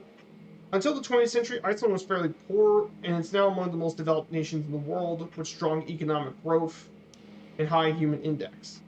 So it has some of the highest quality of life in the world living in Iceland. Many political parties still remain opposed to EU membership due to their losing control of their natural resources. Their currency is the Icelandic krona, And in fact, it's the only country in the world with a population under 2 million and yet have a floating exchange rate. Now, Iceland's economy has been diversified into manufacturing and service industries over the past decade, including software production, biotechnology, and finance. Tourism sectors also increasing, mainly ecotourism and whale watching. And Iceland serves around 1.1 million visitors annually, which is more than 3 times the native population. And Iceland is still among the freest in economic freedom. It's ranked within the top 30.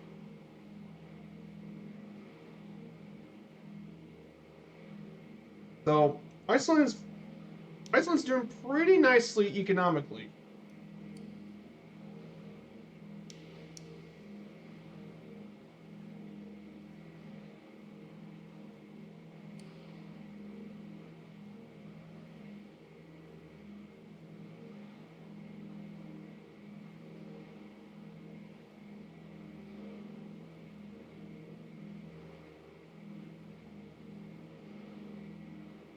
Pretty important stuff. Iceland's transportation road. Iceland's got a bit of transportation stuff to go on. The modes of transportation in Iceland are governed by the rugged terrain and sparse population. The primary mode of transport is the car. There's no public railways, and even though there are bus services, transportation from one town to another can be done through cars. There have been proposals to build a transportation line between Keflavik and Reykjavik, but that hasn't been a thing. Iceland currently has over 7,000, almost 8,000 miles of roads, or over almost 13,000 kilometers of roads. And it began in 1900 and expanded since 1980. And basically the roads go through all around the Iceland through many of its towns, the Ring Road, which includes Reykjavik, Borgarnes, Lónduós, Akureyri, Egilsstaðir, Hopen, and Selfoss. There's also major different harbors, including Akureyri, Hornafjörður, Ísafjörður, Keflavik, Reykjavik, and more. And they often do transport ferries and all that. In terms of aviation, as of 2010, there are 99 airports in Iceland. Iceland for years has actually been pretty important in terms of aviation. Has been important, mainly not just for domestic trips, for domestic flights. Air transportation has historically been very important since the early 20th century, due to the rugged terrain and isolation. There have currently been flights across the different islands from Reykjavik to other Iceland cities. Mainly started with the Junkers F-13. However, it really grew with international flights in the 20s and 30s, given Iceland's important position in the Atlantic. They mainly use Iceland as a transatlantic stop for their transatlantic hops. The U.S. Army Air Service landed boats in Iceland as well. The British Arctic Air Route Expedition used the island. And also Lufthansa signed a deal with the Icelandic government to enjoy flights to Iceland. And during the Second World War, a lot of planes were ferrying to Reykjavik for the airport. That's why RAF Reykjavik was built at the site of the current airport in 1940. There's also Keflavik too, which was the bigger Keflavik airport. And then, but the big thing in Iceland is its main airline. Icelandair is the main airline of Iceland. Been founded in 1937 on June 3rd. Operates in Reykjavik Airport, with the main hub being at Keflavik. Currently has a fleet of 47 planes, and they serve 53 destinations globally.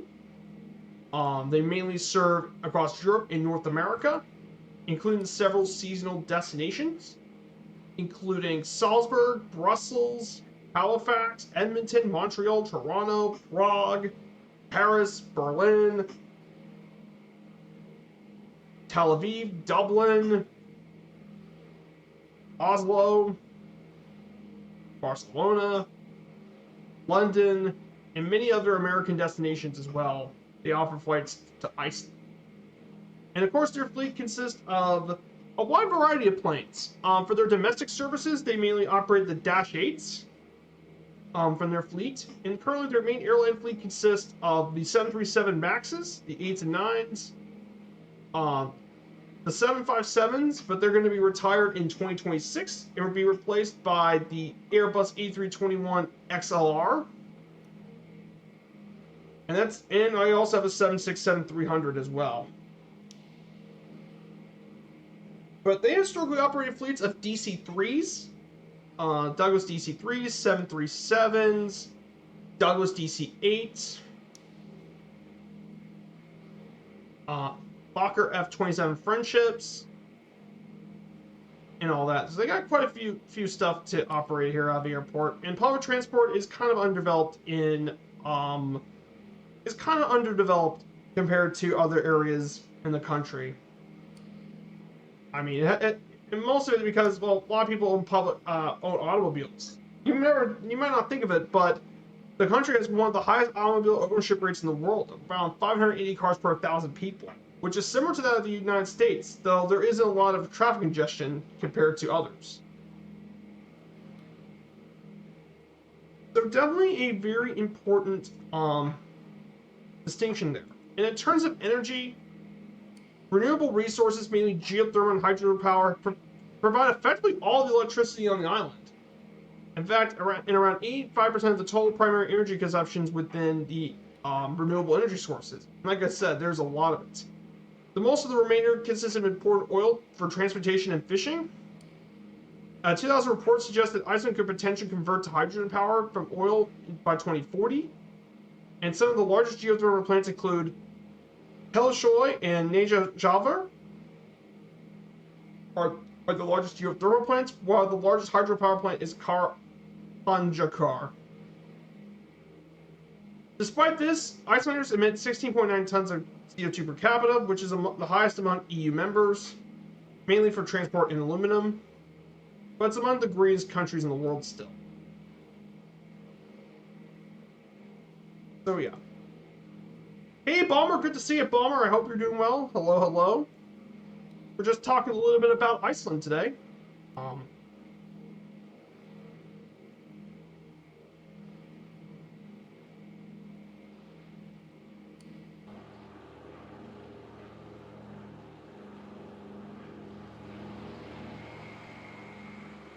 Yeah, we're not far off crossing the Atlantic Ocean.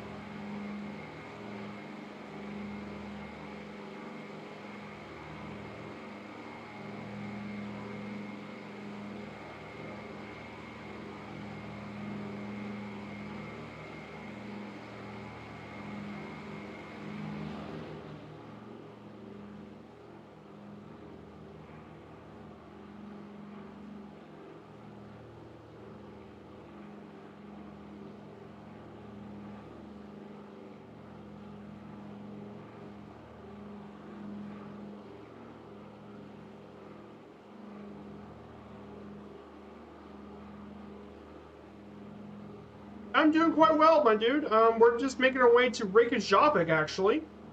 We're not that much farther left to go to Reykjavik. We're just 310 nautical miles away, which should be just under 2 hours left to go. So we actually can get this done pretty quickly.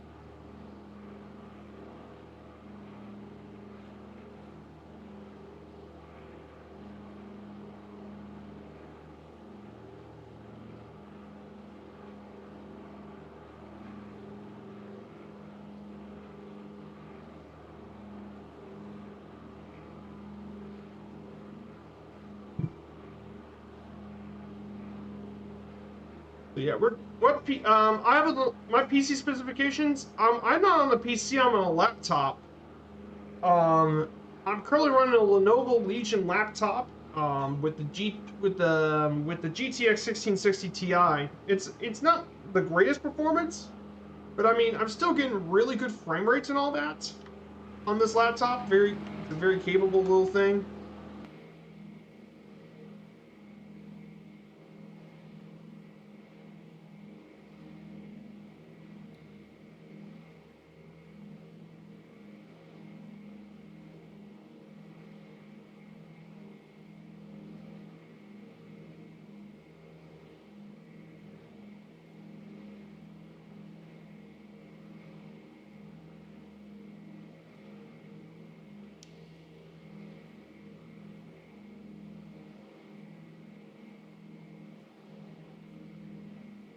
Yeah. Oh yeah, you play on the PC. Yeah.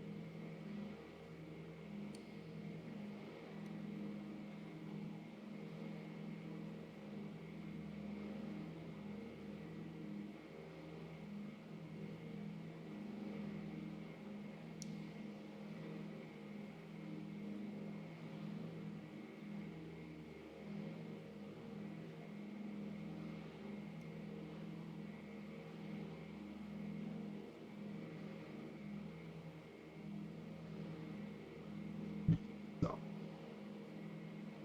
Do you fear what happened in Israel? I'm not going to talk about too much, but yeah, it is not good. I don't want to talk about what happens in Israel. But I do want to say I'm not going to go too much detail, but I'm just going to say this: it is not good right now in Israel. Ugh. Yeah, I heard what happened. It is not good.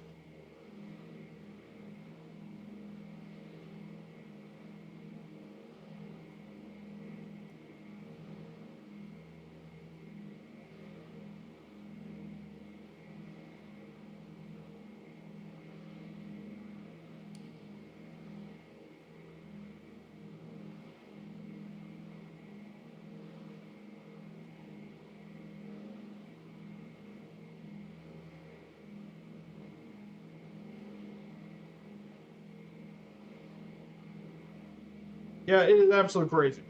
But yeah, pretty crazy stuff. To hear about for sure.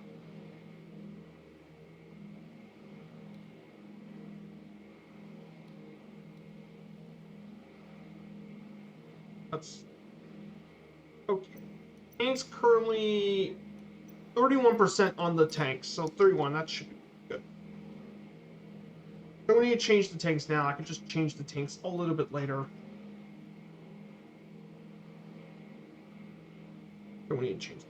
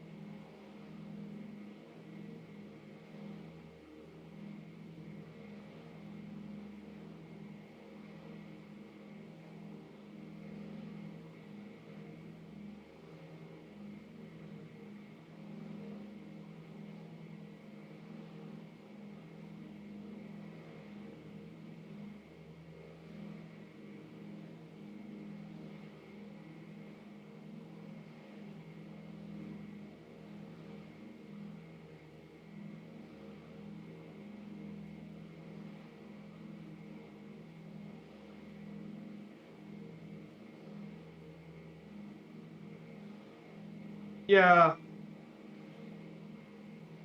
Oh, I see. Yep, World DC-3 around the world trip. That's right. We're leg 56 of our DC-3 world trip. Yeah, we're doing leg 56 today. We're heading to Reykjavik today, which should be pretty nice. Yeah, I don't want to talk about the politics of Israel, but yeah, this was the worst terrorist attack in Israeli history. I will definitely tell you that much.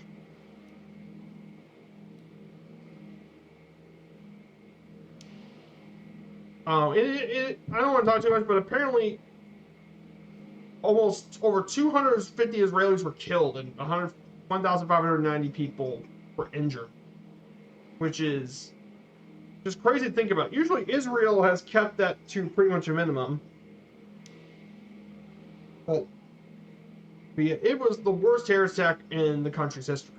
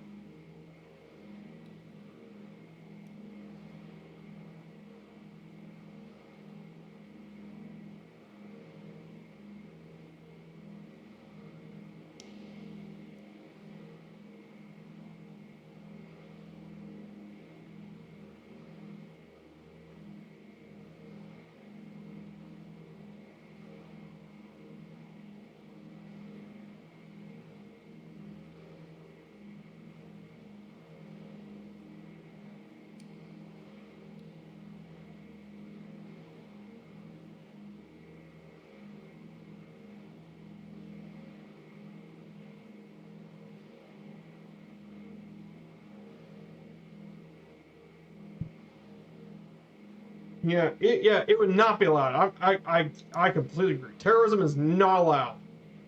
God's sakes, don't lie. Okay, let's go ahead and talk about something else a bit less controversial. Let's talk about the Icelandic language. The language of Iceland is Icelandic. It's actually the official written and spoken language of the country. It's a North Germanic language.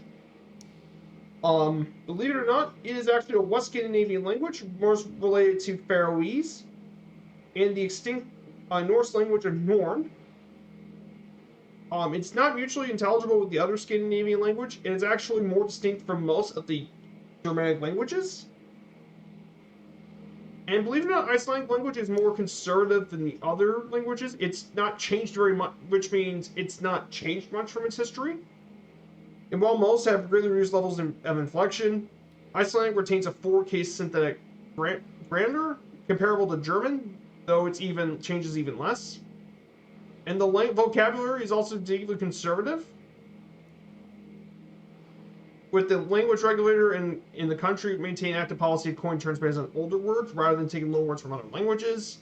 And since the written language of Iceland has not changed much, they can actually read classic Old Norse literature that was created between the 10th and 13th century with ease. Which means that Icelandic language is actually the closest you can get to actually looking at the Old Norse language as a result. So Icelandic language has not changed much at all from the older languages. So it's actually a bit of a look in the old look at all that.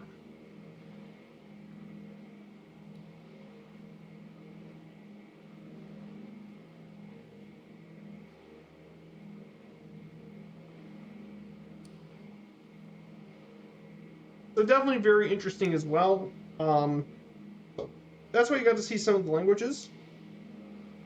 The grammar itself features, it retains many grammatical features from ancient Germanic languages and resembles Old Norwegian. Modern Icelandic is still heavily inflected with 4 cases: normative, accusative, dative, and generative. Icelandic nouns can count as 3 different genders: masculine, feminine, or neuter or neutral. Verbs are conjugated for tense, mood, person, number, and voice, with different voices like active, passive, middle voices as well. And basically, the basic word order in Icelandic language is subject, then the verb, then the object. For example, ik weet al ekki, I know it not. Ekki weet ek pal, which means not know I it, and all that.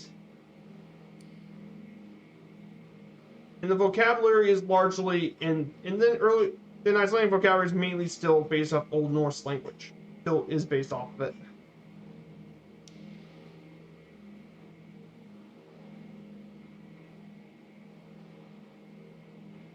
So as a result, Icelandic language is still pretty pure.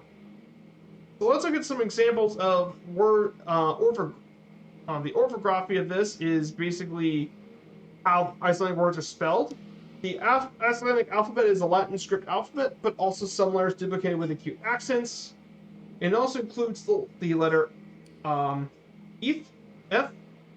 translated as D, and the runic letter thorn, which is the. Icelandic vowels may be long and short, but it's distinct only with the syllables of Icelandic.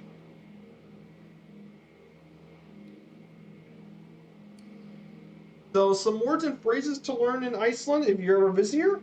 If you say hello in Icelandic, it's halló. Halló. Halló. Then good morning is Guthan Dagen. Gothanen Dinen, which is Gothanen Dinen. Gothanen Dinen. That's good morning. Goodbye in Iceland is just bless. Bless is goodbye. Is bless. And yes, usually the things in parentheses is the pronunciation, because sometimes people might have a hard time pronouncing these things. Please in Icelandic is Vinsam Legast. Vinsam Legast. Vinsam Legast. Vinsam Legast. Vinsam Legast. Thank you is talk. Talk. Talk. Talk. Then sorry is Asakith. Asakith. Asakith is sorry. Asakith. Then where is translated to kavarer. Kavarer. Kavarer. Kavarer. Then airport is Blue Kojitler. Blue Kavochler. Blue Kavochler. Blue Kavocher. Blue Kavocher. That's airport. Do you speak English? It is Talar Thu Insku. Talar Thu Insku. Talar Thu Insku is English. And finally, help in Icelandic is help. Help. Help. Help.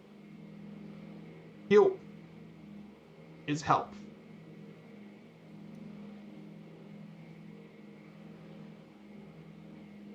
So yeah, that is. Yeah, I'm trying to do my best for Icelandic, but at least you get to learn a little bit about the local culture and language. So that's about Icelandic language. The rest of the slides should cover Icelandic culture and history. That will be talked a little bit later. We might do it on the next waypoint. We'll talk about Icelandic culture on our next waypoint before we get back going. But yeah, we're doing quite well on this trip. We're making some really nice progress. And I can't believe we're only gonna have a few more legs left to go on this trip. So Balmer, I know it's been a while since we last talked, but I'm nearly done with this DC-3 journey. After this, I got 9 more legs left to go. 1, 2, 3, 4, 5, 6, 7, 8, 9. That's it. 2 more legs. 9 more legs. That's it. So, can you pronounce the one named volcano? No. Hey, good to see you, Red Baron. Nice seeing you. This is just the default DC-3. I don't have the Duckworth mod, unfortunately. I don't really need the Duckworth mod. Normal DC-3 works fine for how I fly.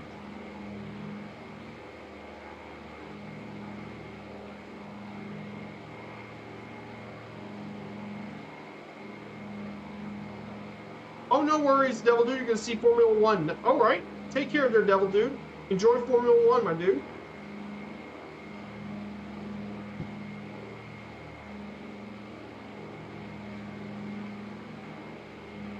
Oh, we can actually see the moon up here, too. You can see the reflection of the moon.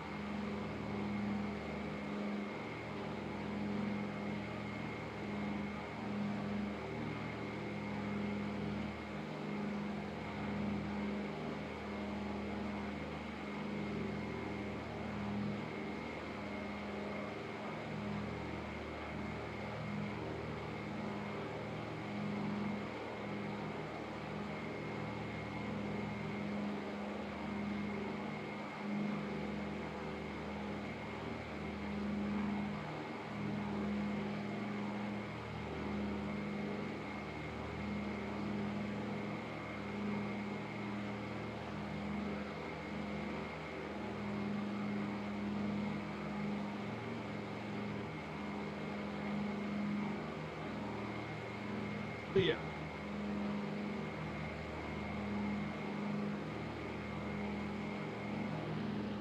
Yeah. Oh, which one? Oh, Ijaf Jonkul. Jalachokul. Ijaf Jalachokul.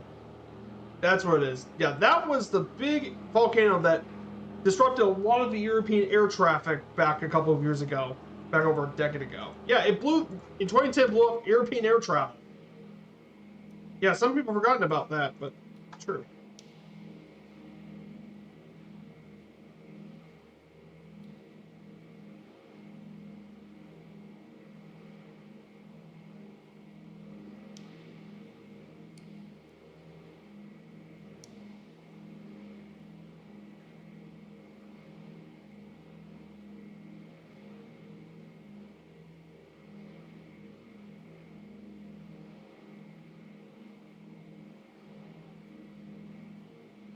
Yeah, that was that big volcano there back in 2010. It blew up a lot of air traffic. But yeah, Red Baron, I know that you're probably from around the area. I know sports may not be a big deal, but yeah, I'm still celebrating the Cardinals winning that game last night. And what a win! If I ask for myself, what a win for the Cards last night. Beating Notre Dame, that was a huge win.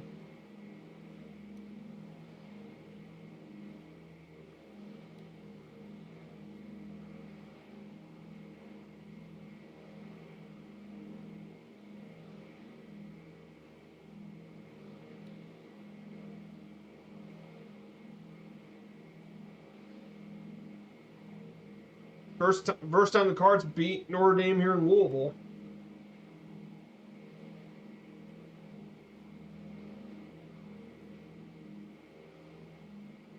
Yeah, huge win for Coach Jeff Brom. I mean, 6-0 to start the season. I mean, what a start. I get the Cards didn't. I mean,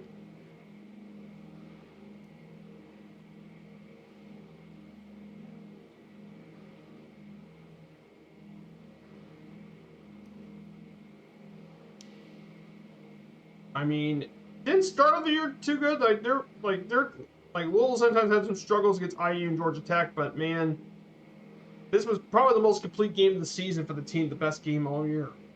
Defense played well. Offense was good. Yeah, Louisville win. Louisville won, baby. The Cards won. One of the biggest wins in a couple of years. Huge win. I don't get. I know you don't pay attention to sports, but I mean, as a Louisville fan, I mean, I have every reason to celebrate because that's a huge win. Yeah, afterwards, I mean, the rest of the schedule isn't too bad. The only teams that could give the team trouble would be Pittsburgh, be Duke, but I mean, I think we could take care of business versus Duke. I think the Cards beat Pittsburgh. I think they beat Duke.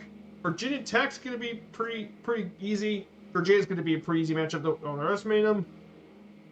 Miami, I mean, they did kind of choke. And then, obviously, Kentucky. But big win. Big win for the program. Oh, yes. FS 2024.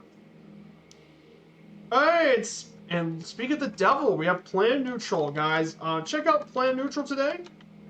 A great dude and a great friend of the community, Plan Neutral. I hope you're doing well. You have your stream tonight, my dude. He's going to be doing another river run across the Murray in Australia. I also want to say congrats that for your kids. They won their soccer sectional championship.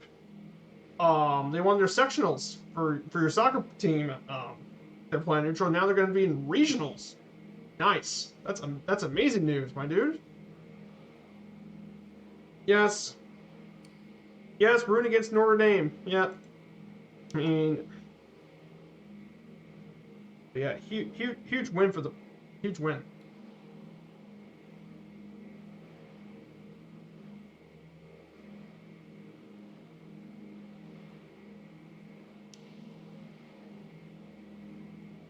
Oh, Elder Scrolls 6. Elder Scrolls is definitely interesting. But it won't be until a long while towards we get our next Elder Scrolls game. But in terms of Bethesda games, Bomber, I mainly played Fallout. Fallout's the main Bethesda series you might see play is Fallout. If you guys don't know anything about the Fallout series, I can understand. Fallout actually originally came out in 1997 from Interplay Entertainment. Basically, it was set in a divergent timeline in the 21st, 22nd, and 23rd century in the United States in a post-nuclear apocalyptic America. It's been one of the biggest RPG series in the United States and has been very popular. And I mean, it's one of my favorites because it's science fiction, but yet it's a believable science fiction in the United States. It'd be really cool. Got a cool universe. Really engaging factions. I just like the Fallout series.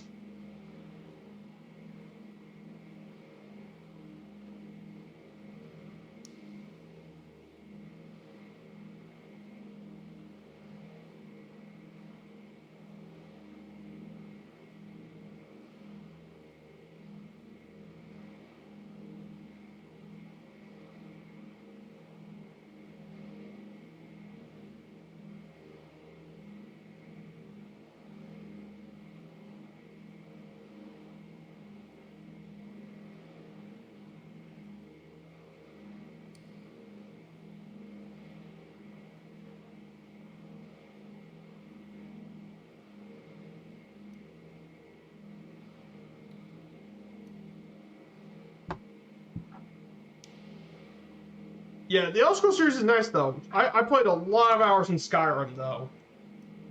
I mean, Skyrim was such a good RPG. Like, yes, I get it. Skyrim had bugs, and that's fine. But, I mean, Skyrim was unbeatable in terms of replayability, modability, character customization. It just... Skyrim had everything. That's why I liked it. My main thing, if I play Elder Scrolls, is I'm playing as a Khajiit. A Khajiit Stealth Archer. Khajiit Stealth Archer with the high sneak skill, thieving abilities, because I like playing as a thief. Thief skill's my favorite. And just steal all your trinkets and all your stuff. I steal your trinket, I steal your store, I steal everything. And of course, if you mess with me, I'll just put an arrow right in your back. Yeah. That's what I like to do when I play Elder Scrolls. I like playing as the archer, the thief.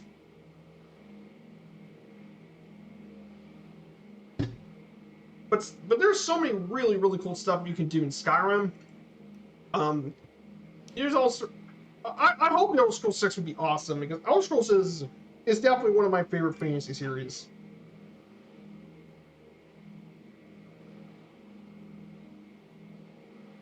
Yeah, I hope it's good because I mean, how do you top Skyrim of all things, which is one of the greatest games ever made? Skyrim. How do you even top Elder Scrolls 5 Skyrim?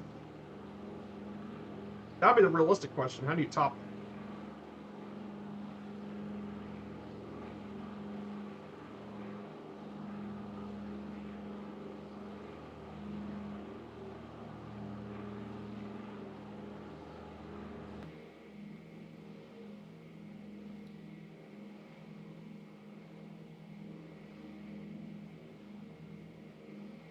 that?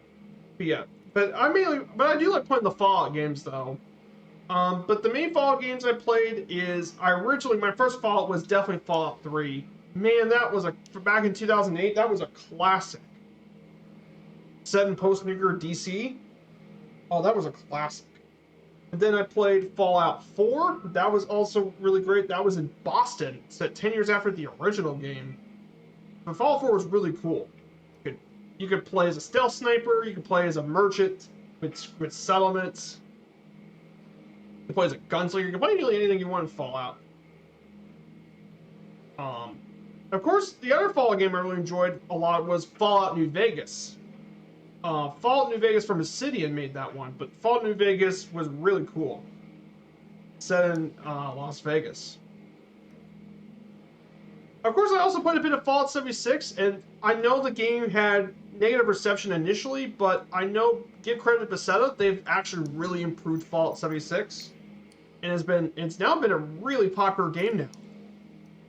I mean, gotta give credit due to help make the game better. I'm glad they didn't abandon it and made a lot of improvements on it. But yeah, I haven't played too many games outside of Flight Sim, unfortunately, because, well, Flight Sim takes so much of my hard drive that I don't really play any other games.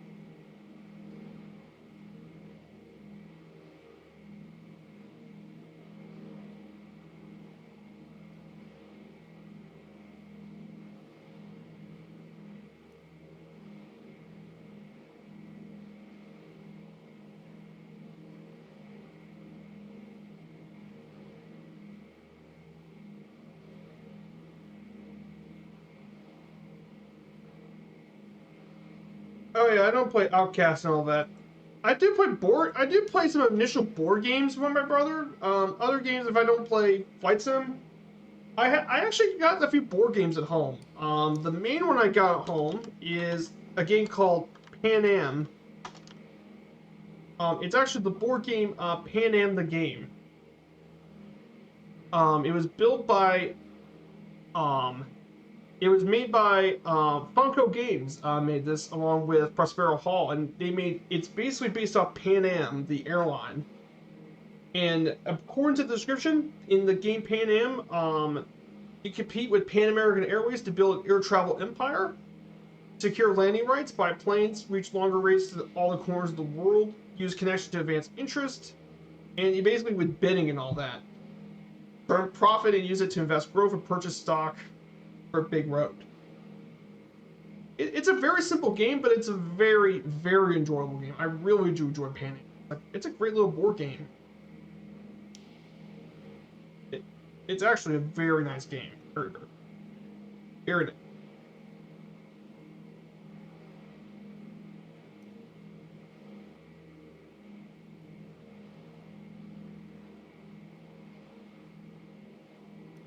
This is the game I was talking about.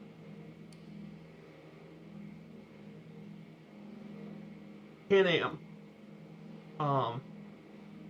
But like I said, it's a really simple game, and it's definitely very enjoyable.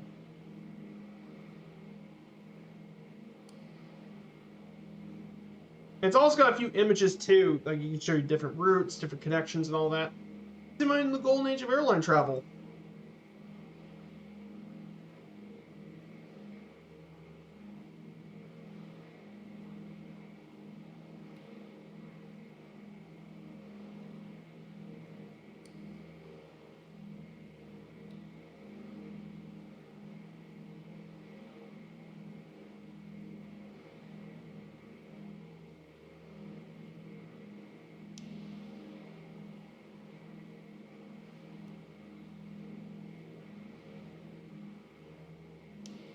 It's a neat little game. I definitely think it'd be really nice. Yeah, that's the game I'd be making.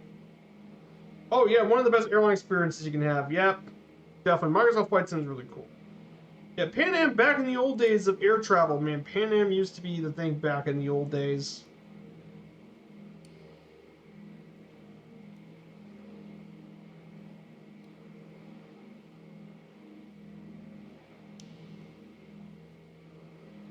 But yeah, their flight crews, but a lot of the success back in the Pan Am days were mainly by the crew. And they did all sorts of who did some rigorous training in distance flight, anchorage, berthing operations, overwater navigation procedure, air repair, more. During the day, they used compass, was normal procedure, and then they were also trained to use celestial navigation. Bad weather pilots use dead reckoning and time turns.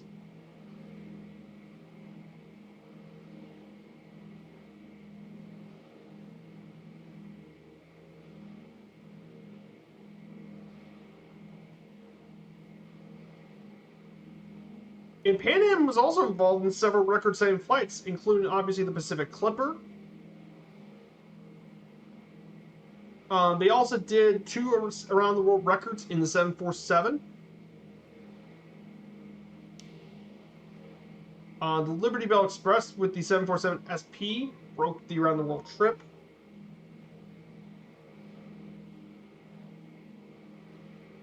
And they even did a flight in both over the North and South Poles. From San Francisco to San Francisco with stops in London, Cape Town, and Auckland. But they fly both the North and South Pole, and it's making the plane the only one to go around both the equator and the poles, which has set a new record too. Which is pretty big accomplishments for Pan Am. They got a proud legacy, and that's still there to this day.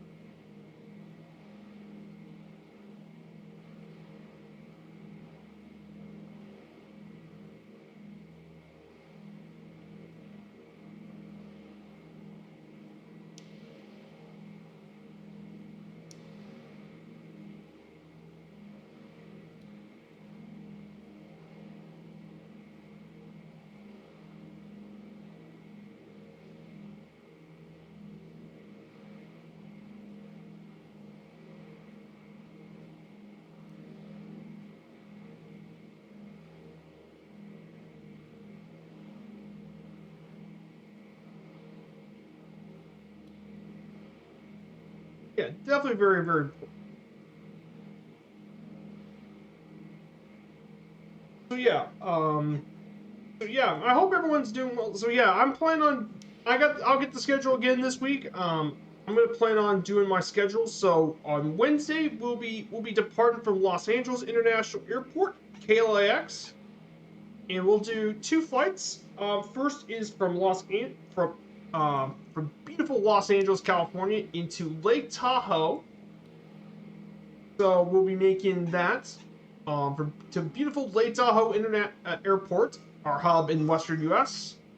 Then second flight from Lake Tahoe, we'll make our way over to Portland, Oregon. Beautiful Portland. We'll make a land there. Friday will be another general aviation flight. We'll be heading to to the beautiful area of the Yukon. We'll be making our way to Alaska. We'll depart from Anchorage at Merrill Field and make our way across Denali National Park. Cross Denali National Park and State Park and make our way around to Fairbanks, Alaska.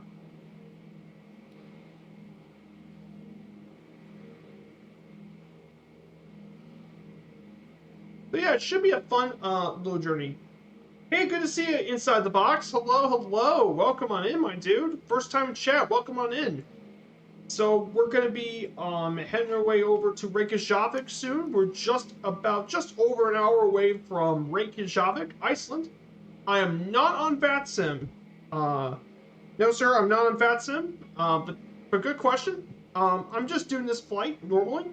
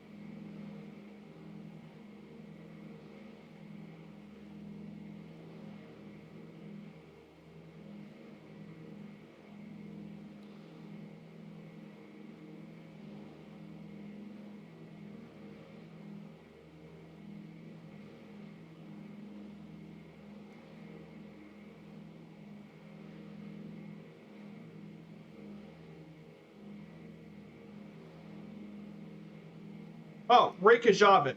It's Reykjavik.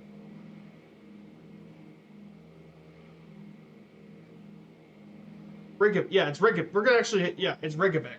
Oh yeah, it's Reykjavik actually. Crap. I thought it was Reykjavik. Reykjavik. Keflavik. Okay, guys. I think we're getting not too far away from our final stop here at Reykjavik.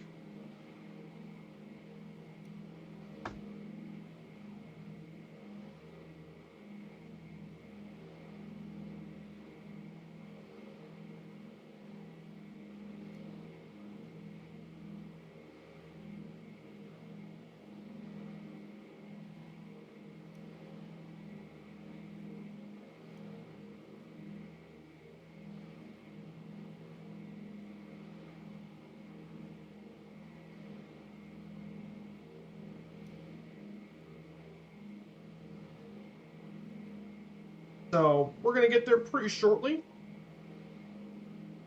I do have a VATSIM account, but I don't fly on VATSIM. So no, I don't fly VATSIM. I do have a VATSIM account, but I don't fly there. Yeah, good question. Let's go over our slideshow for today. Let's go over The culture of Iceland slides. So, Icelandic culture has its roots in Northern Germanic traditions. Icelandic literature is popular, particularly the sagas and eddas that were written during the High and Late Middle Ages. The centuries of isolation have actually helped to insulate the country's Nordic culture from external influence, with the preservation of the Old Icelandic language, which still to this day remains the closest to the Old Norse languages of all modern Nordic languages. And in comparison to other Nordic countries, Icelanders place relatively great importance on independent self-sufficiency, as independence is very important compared to others, with a strong work ethic and some of the longest hours of any industrialized nation. Icelanders are also known for their strong sense of community and lack of social isolation, as they believe that they know someone that can rely on the time of need, more so than any other industrialized country in the world. And egalitarianism is very valued among the people of Iceland, and some of the lowest income inequality in the world. And it's among the best places in the world to live in for women, too. So, Iceland's very, very important for women to live in as well.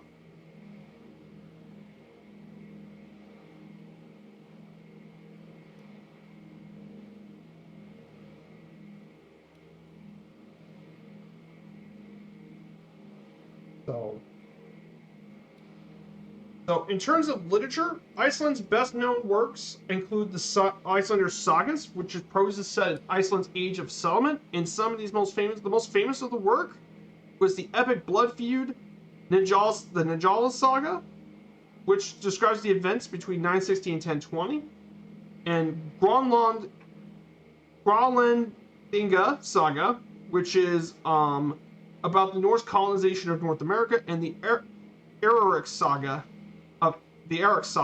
which describes the discovery and settlement of Greenland and Finland, also known as modern Newfoundland, and a few others as well.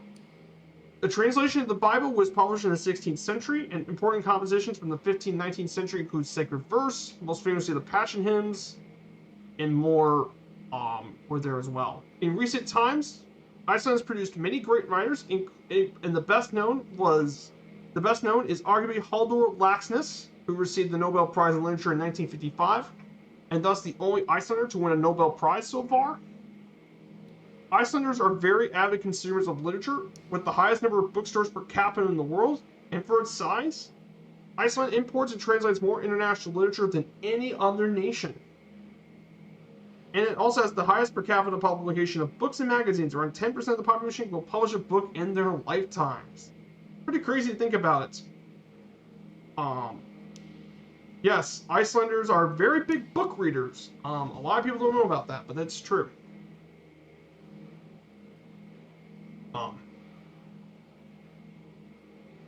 Very, very important.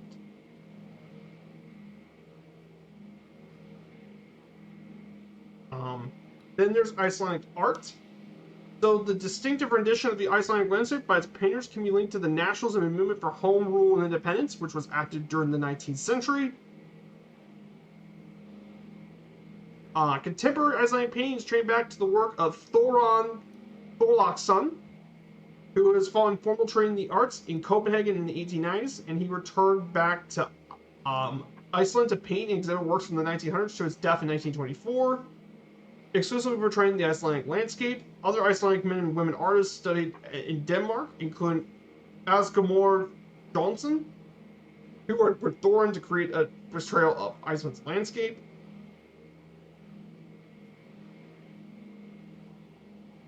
In recent years, artistic practice has multiplied, and the Icelandic art scene has become a setting for many large-scale paintings and exhibitions.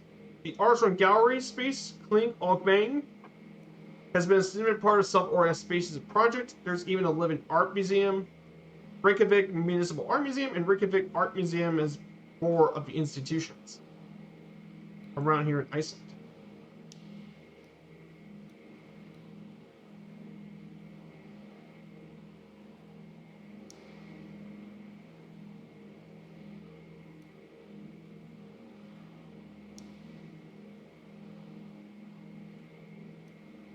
So,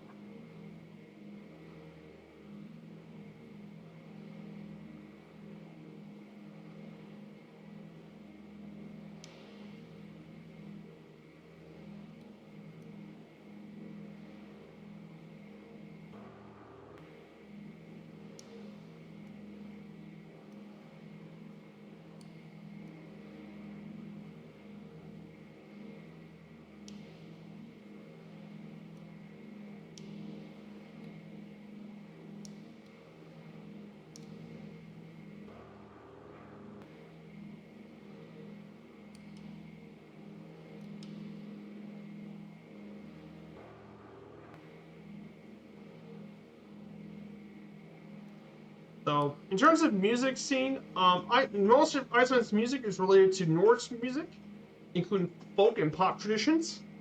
Notable Icelandic music acts include the medieval music group Bosses Dulls, which was formed in 1992, Indian alternative and indie rock acts like the Sugar Cubes, Soli, and the Monsters and Men, as well as the jazz music band Mezzo Fort, and pop singers like Hafnis Hold, Emilia Torrini, and Bjork, and more. Traditional Icelandic music is strong religious. Hymns, both religious and secular, are a particularly well-developed form of music due to the scarcity of musical instruments throughout its history. Iceland's music was modernized in the 19th century when Magnus Stephenson brought pipe organs as well as harmoniums to Iceland. Other vital traditions of Icelandic music include our epic alliterative and rhyming ballads called the Rimar, which are epic tales, usually an a cappella that trace back to the Skald poetry back in the Old Norse days.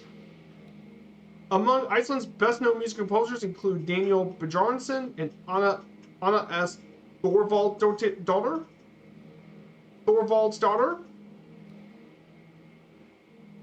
And the national anthem of Iceland is Lopsangur, which was written by Mathias Jochumsson. He wrote that.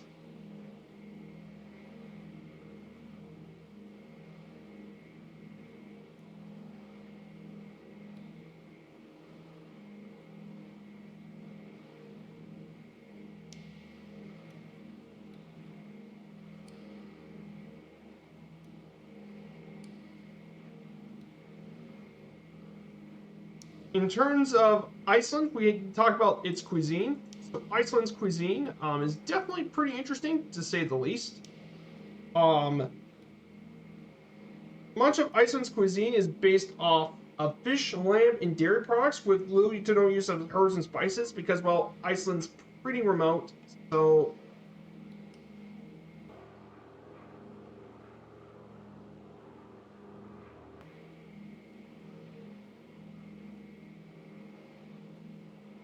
that's an important part of the dishes. Thormatur is the selection of traditional cuisine, mainly by the different dishes during the month of Thori.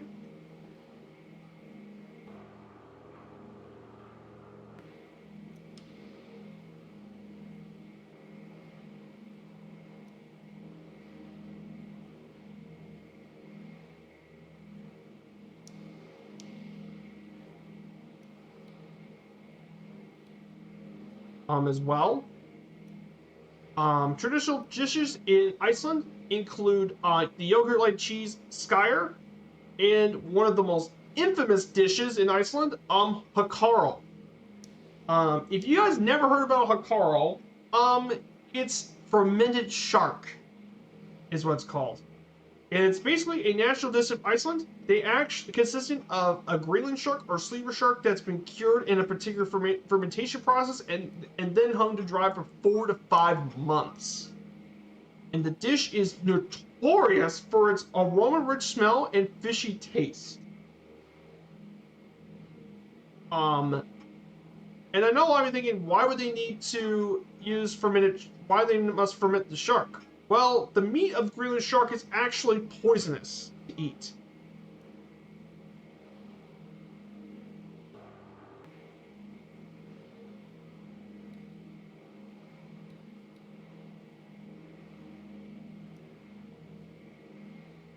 Because of the high urea and trimethylene oxide. However, because of its traditional method, um,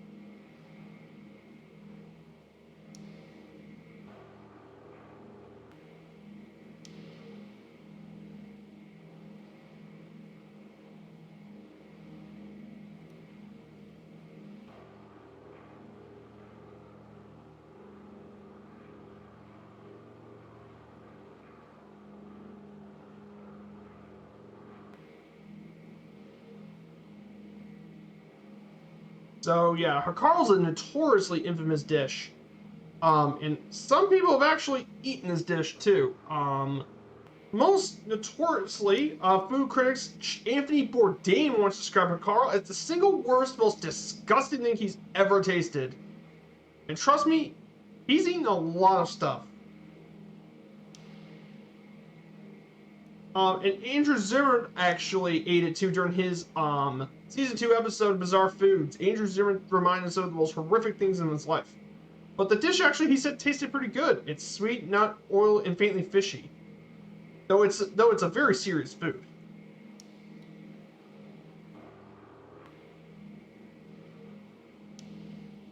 So that's something to keep in mind about that. Other foods, some other foods also include cured ram, steamed sheep heads, and black pudding. Flatbread, dry fish, and rye bread are also traditionally baked, and a local delicacy is puffin. Breakfast usually consists of pancakes, cereal, fruit, and coffee, and they may take the form of a smorgasbord, which is lots of hot and cold dishes. Coffee is a very popular beverage. In fact, coffee, Iceland's third per capita in coffee consumption worldwide, is drunk all over the meal. Coca-Cola is also consumed widely. In fact, it's had one of the highest per capita consumption rates of Coca-Cola. In the country's signature alcohol beverage is the Brennivin, which is literally burnt wine, which is a type of schnapps made of distilled potatoes and flavored with caraway seeds or angelica, and its potency is named the Black Death. So that's about Icelandic cuisine.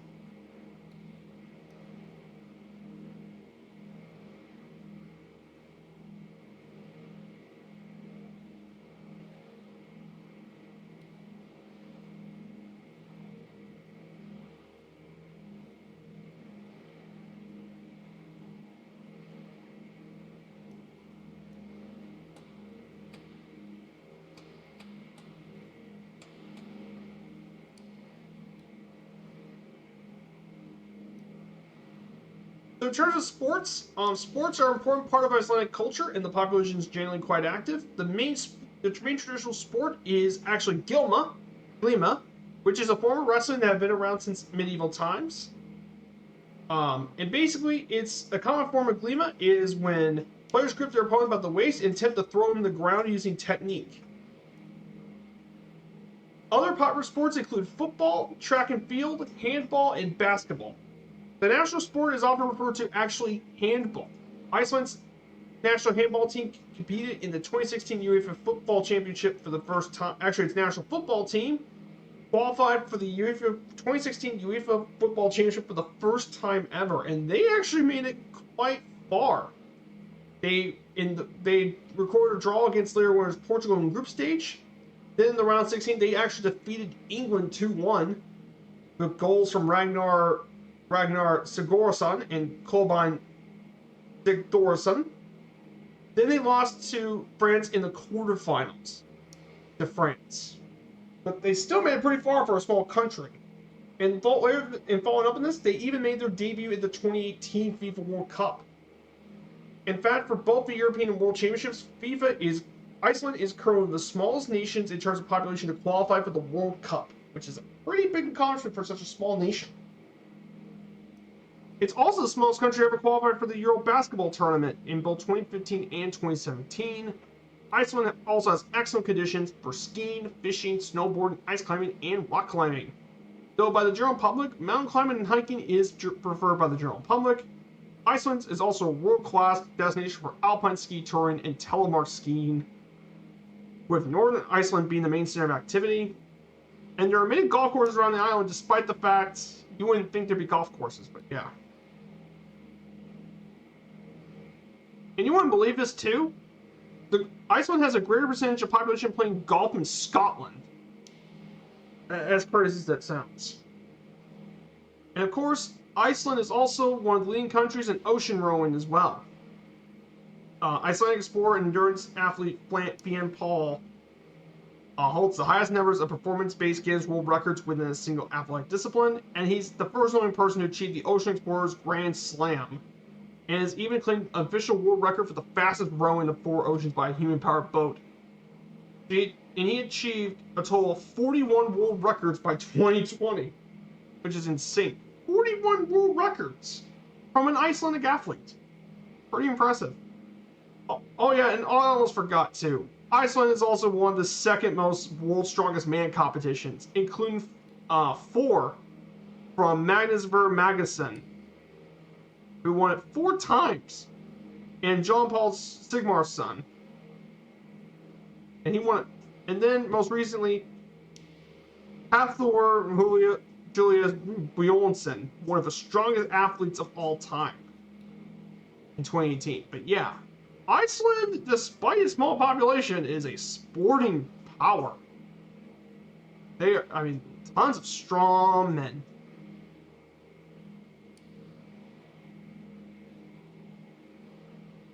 So yeah, that is about the culture of Iceland for you guys.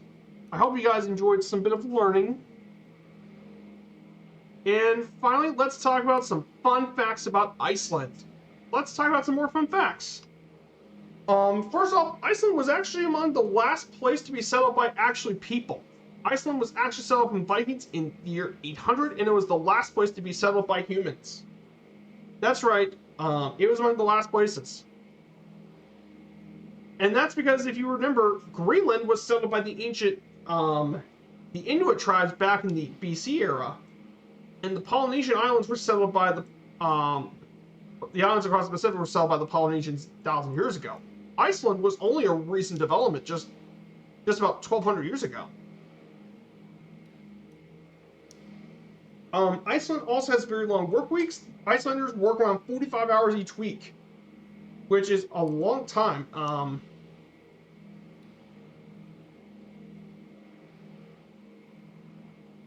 Compare that to the United States, the U.S. works for 40 hours total.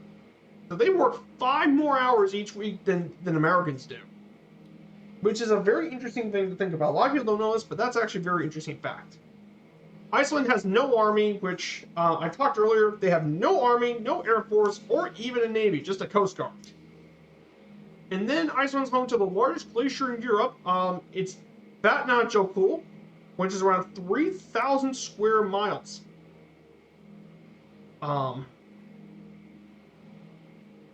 And finally, the last major fact is that Iceland itself has a naming committee. There's actually a naming committee in Iceland. In fact, they have actually an official register of approved names that parents can pick from. And there's a whole list of names that are actually forbidden for parents that can't pick. Oh, speaking of which, we have a raid from Boozy Sheep. Oh my gosh. Yeah, I didn't know Boozy Sheep raided. Good to see you, Boozy Sheep and Raiders. Welcome on in, my dude. Great to see ya. Guys, if you guys don't know, I'm ViperStrike95. I've streamed Microsoft Flight Simulators since 2021. I hope everyone's doing well. Boozy Sheep, I hope you had a great stream. Here's a shout out to your channel. So we're currently doing leg number 56 of our DC-3 around the world trip. We are heading towards Reykjavik, Iceland, the capital and largest city of Iceland. We started our flight from Narsarsuaq, Greenland. We got quite a bit of stuff going on for our trip. We're currently just about 135 nautical miles away from our final stop. So yeah, I hope you're all doing well, guys. It's great to see you again, as always. Oh, thank you so much. Had a great stream. That's amazing. We also had DCM. Good to see you, DCM260. Welcome on in.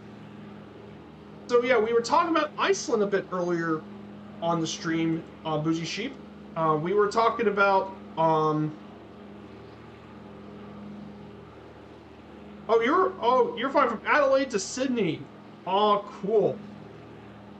Sydney's a neat place. But yeah, we were talking about some interesting facts about Iceland. So, for example, Iceland's one of the most infamous dishes of cuisine is a Karl, fermented shark. I did talk about that. It was one of the most infamous dishes from Iceland because it has such a strong smell of ammonia. And then we also talked about Iceland, just its sports. Like we were talking about how, despite Iceland being such a small nation, has produced some really great athletes, including some strongest man competitions, and even one of the greatest rowers of all time, beyond Paul.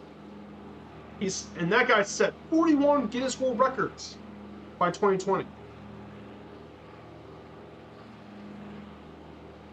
Like, it's pretty amazing to think about. But yeah, Iceland is absolutely a really cool place to visit. Iceland's definitely a place I really want to check out during my travels. But yeah, I hope everyone's doing well. Always. If you guys also don't know, I stream 3 times a week. I stream on Wednesdays, Fridays, and Sundays. Wednesdays are going to be the airliner streams. This next week we'll be flying from Los Angeles to Lake Tahoe. And then from LA, then from Tahoe to Portland, Oregon. That will be Wednesday. On Friday, we'll be back in Alaska. We'll be doing some bush flying in the Twin Otter. We'll be checking out from Anchorage all the way to Fairbanks, Alaska. We'll be flying through the Alaskan wilderness. Should be a bunch of fun. And finally, Sunday is leg 57 of our DC-3 trip, the final leg of our Atlantic crossing from Reykjavik to Wick, Scotland. Once that gets done, after we get done the Atlantic crossing, after we get done with this and Wick, we only have 8 more legs of our DC-3 journey left. We might get this DC-3 thing done by November, by Thanksgiving. I hate to rain bail, but hey, no worries, Fuji Sheep. No worries at all about the rain bail. I completely understand, my dude. I completely understand. Gotta get some lunch. No worries. Can't do anything if you can't eat anything in your stomach. So, yeah, take care, my dude. I hope to see you again soon. So, guys, if you're enjoying the stream so far, and if you like the content, if you haven't followed yet, I think now would be a great time to follow the channel, support the content. I know I've been working very hard on all this. So I have a goal to work on.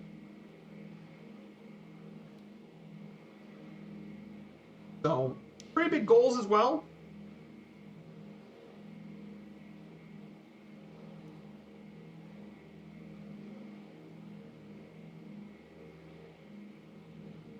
Hey, we have a follow from Noodle Dimex. Good to see you, Noodle. Thank you so much for the follow, my dude. I hope you're doing well.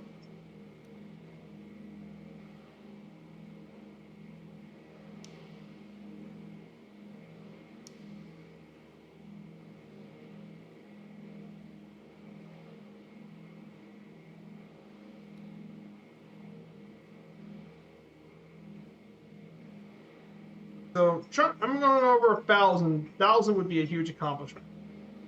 I get that. Pretty crazy. Think about it. So right now we are just about 121 nautical miles away. So guys, if you want to do estimation point predict, type in a negative number. Let's get some land predictions while we're up here. Because we're about not far at all from our landing today. We're not far at all. We can make a pretty good landing here today. We're about to hit Reykjavik. So I think sometime soon we might descend and explore the western coast. Check out Iceland's coast for a bit. But yeah, we'll make our way to Reykjavik very much.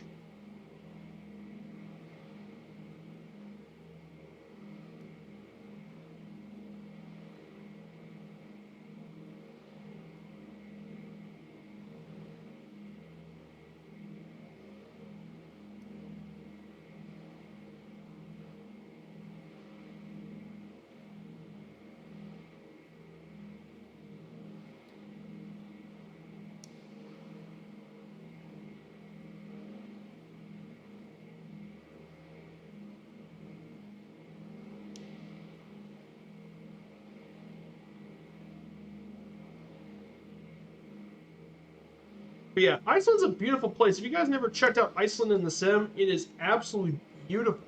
Um, Iceland has so many really neat fjords and all that to visit. The island is absolutely beautiful.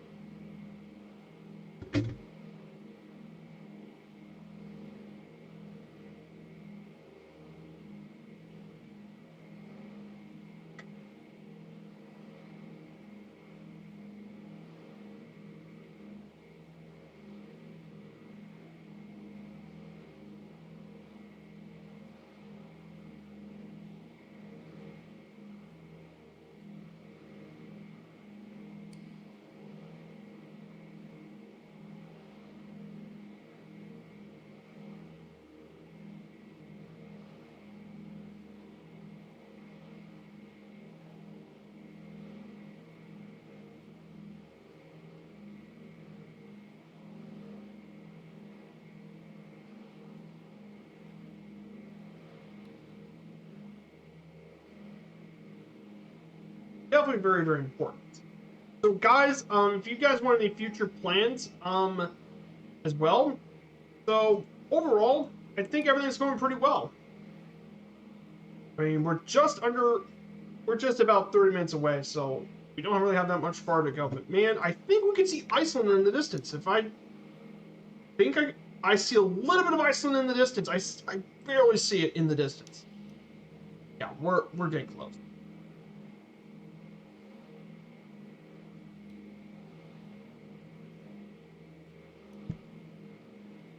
Pretty amazing just how close we are to Iceland. So.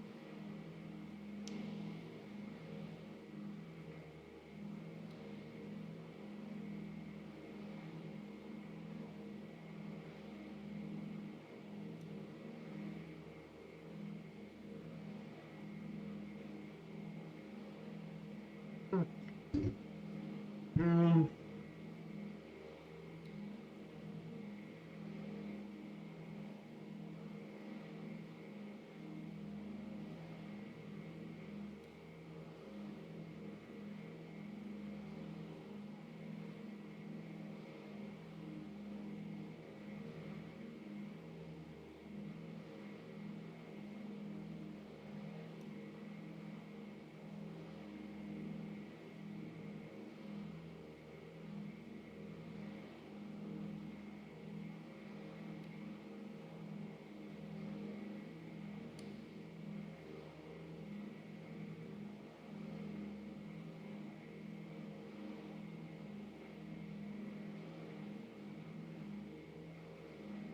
So yeah, we're getting pretty close to our final stop. So the question I want to ask you guys in the chat, I hope you guys have had a great weekend for all you guys who rayed along. I hope you guys have had a great weekend.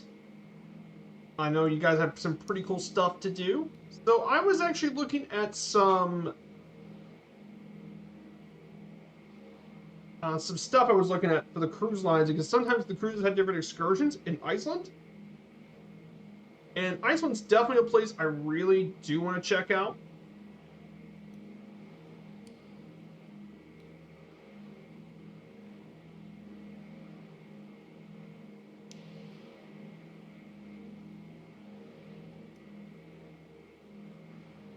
So they got a couple of excursions for places in Iceland. Akureyri, for example, has different areas. There's waterfalls and all that.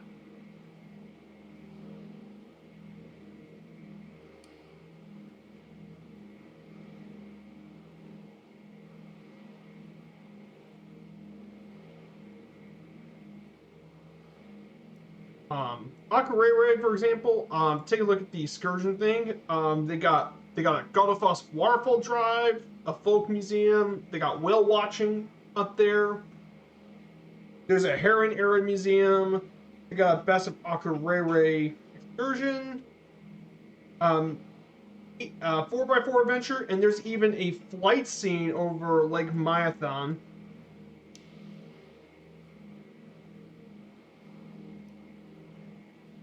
Which would be really, really cool to visit Iceland in the air.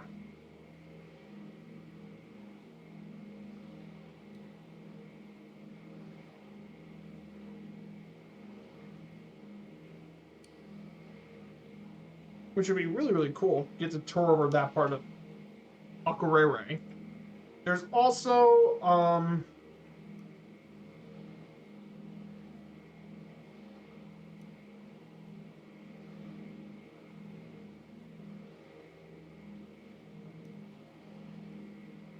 let's see what other Iceland areas in Iceland to visit.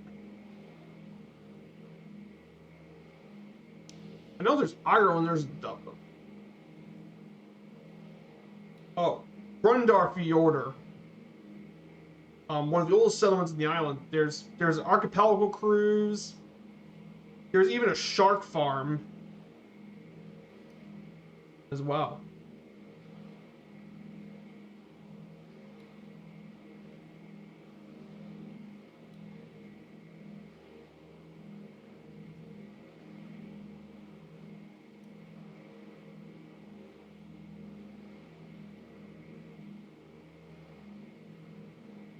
Hey, good, see you later there, Balmer. Take care, my dude.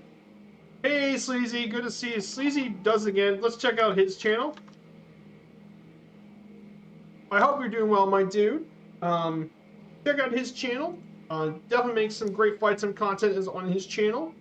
Definitely great to support a smaller streamer. Oh, well.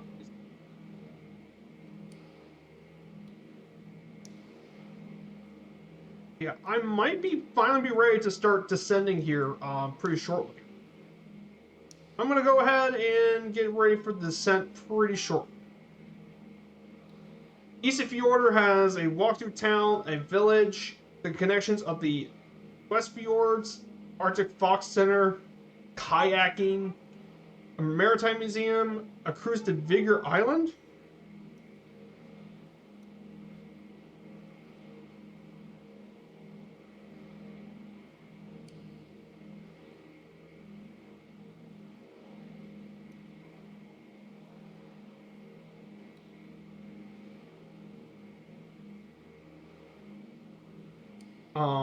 They got Fjord Cruise and all that, which would be pretty cool.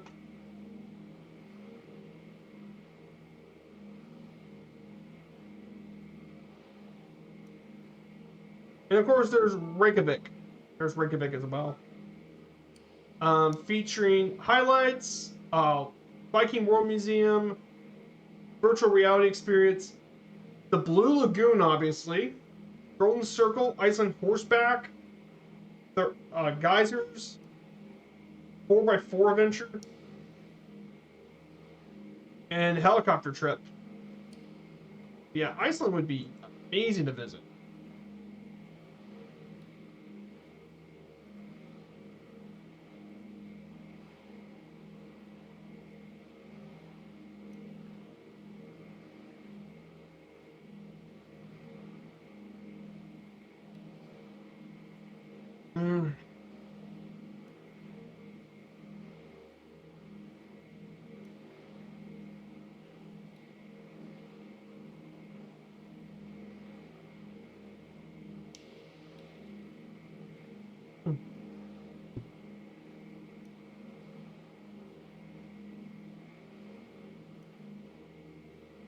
Thank you, my dude. But yeah, Iceland is a beautiful place. If you guys haven't flown over in the sim, Iceland's a really nice gem of an island to visit. Definitely worth checking out here in the sim. But yeah, we're getting very, very close to landing. We're just 90 nautical miles away. Hey, Stick Salad, good to see you, my dude. The flight's going great. We are almost there in the Reykjavik. No, Reykjavik, actually. We're almost at Reykjavik. Yeah, barring my pronunciation errors, we're almost at Reykjavik. We're just less than 30 minutes away. So yeah, let's go ahead and finish some of the slides here today. Let's go ahead and work on and complete the slides. We got all that working on. Reykjavik, Iceland. This is the capital and largest city of Iceland, located in Southwest Island. Its latitude is 64 degrees, 8 degrees north. Is making it the world's northernmost capital of any sovereign state. Its population as of 2023 is 140,000 people, and the capital region is around 240,000 people. Reykjavik is believed to be the location of the first permanent settlement in Iceland. According to the land Namabok, established by Ingolfur Arnarsson in 874 CE. Until the 18th century, there was no urban development in the location. The city was officially founded in 1786 as a trading town and grew steadily over the following decades as it transformed into a regional and later national center of commerce, population, and governmental activities. And it's a popular tourist destination for foreigners as among the cleanest, greenest, and safest cities in the world.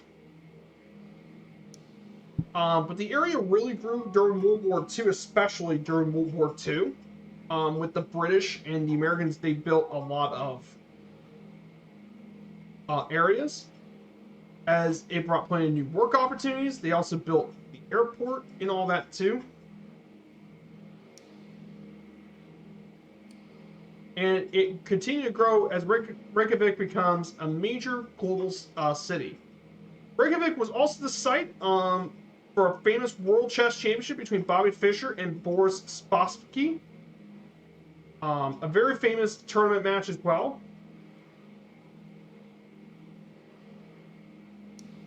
It was also where the Reykjavik summit between Reagan and Gorbachev met, making it a very important city in the area. Reykjavik also has pretty good climate too. Has very subpolar climate, but it's actually pretty nice year-round, as temperatures don't really drop much below 0 Fahrenheit. And the city definitely is very pretty as well. And it has a rich cultural and literary heritage, as we all know, Iceland is actually one of the biggest book producers per capita. So obviously that's very important. And it is home to several award-winning authors.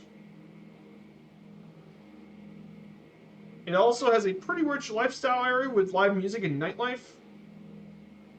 And some of the main sites in the island include the Icelandic Parliament Building, the think Isusio,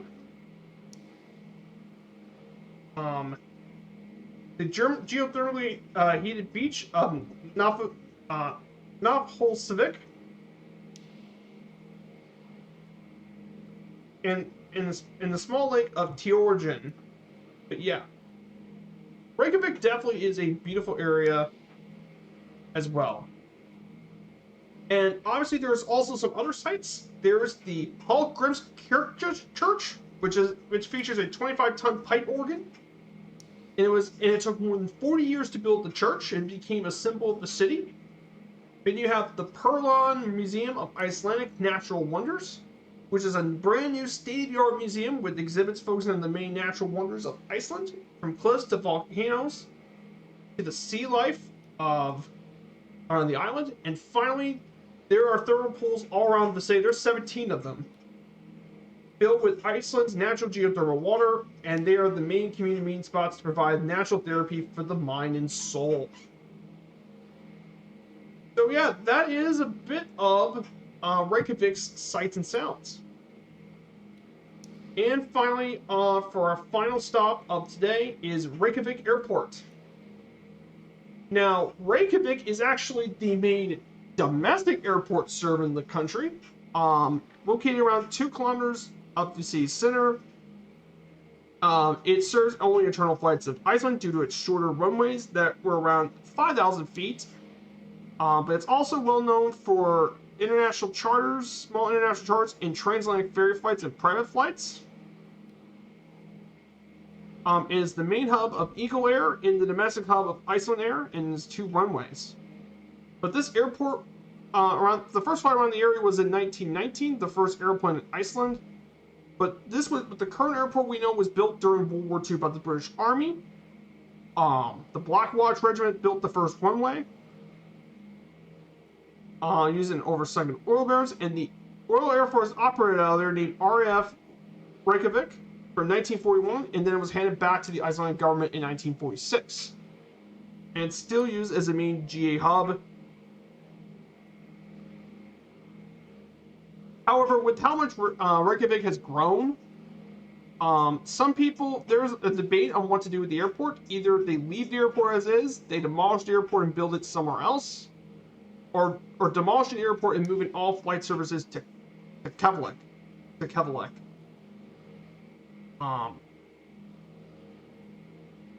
So there's that. So yeah, that is the airport of Reykjavik. Now, if you notice, there's another airport. Well, the British built Reykjavik.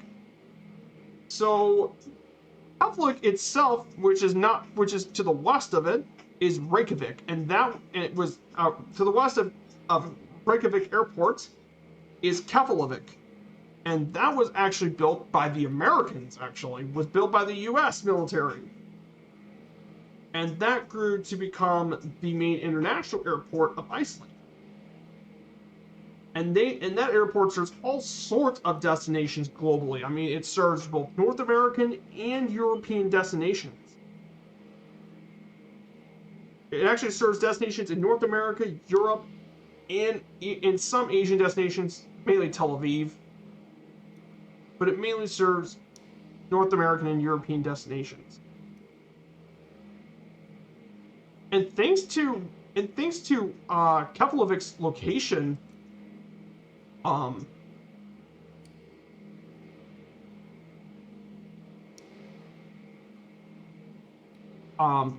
you can easily get a lot of flights in and out of Europe to North America pretty quickly.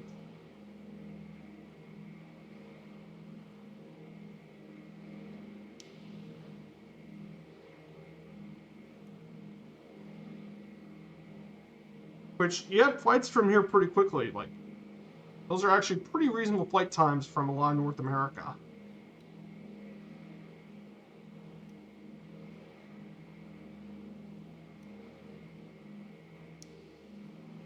Something's going on with this.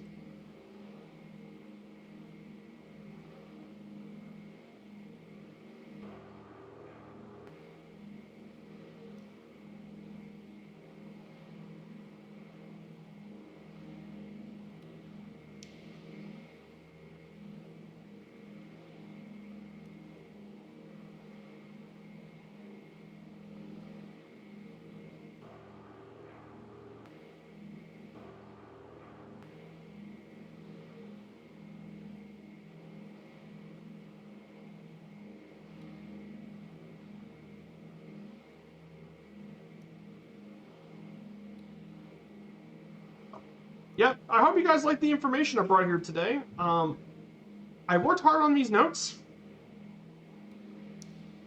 But yeah, I'm very excited to finally finish up this DC-3 around the world trip sooner than later.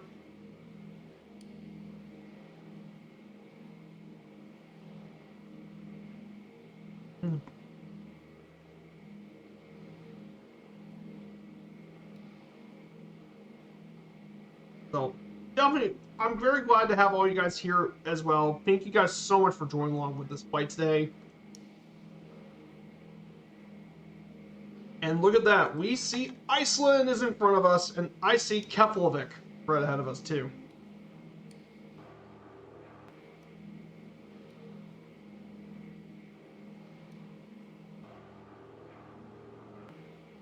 Yep, I see beautiful Keflavik in front of us.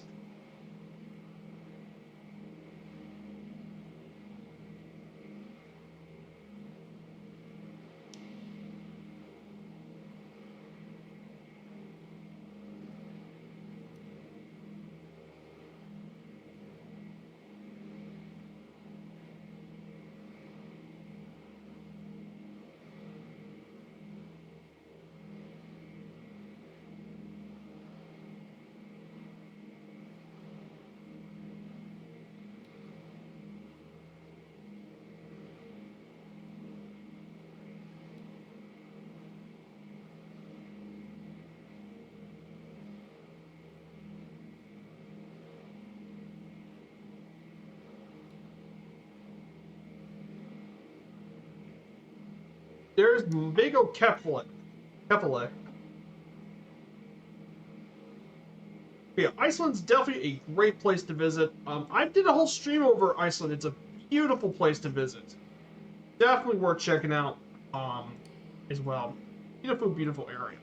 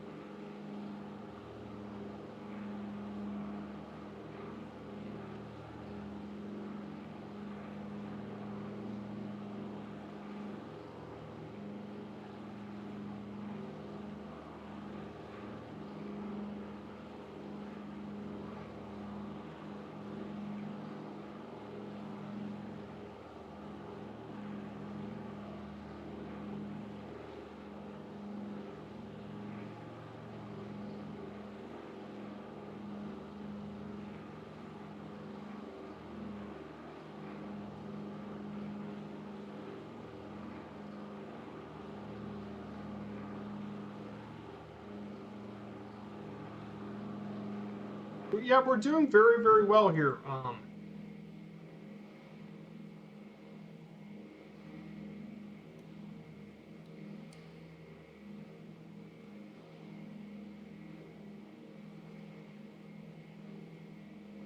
And 2,000 feet.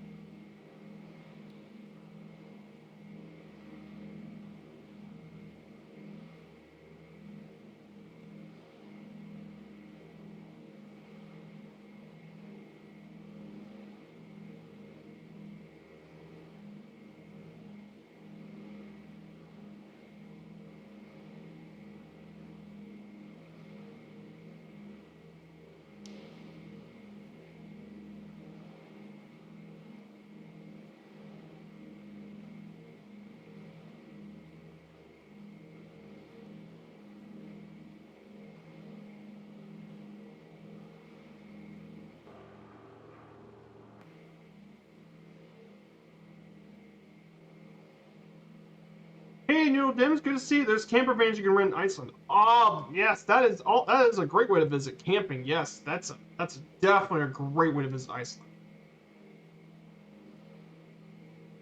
Oh, absolutely, Iceland. While camping's not prevented, however, in terms of Iceland, now wild camping's not allowed on the island, but you can visit in camper vans and motorhomes, but it's restricted to designated camping spaces in privately owned land.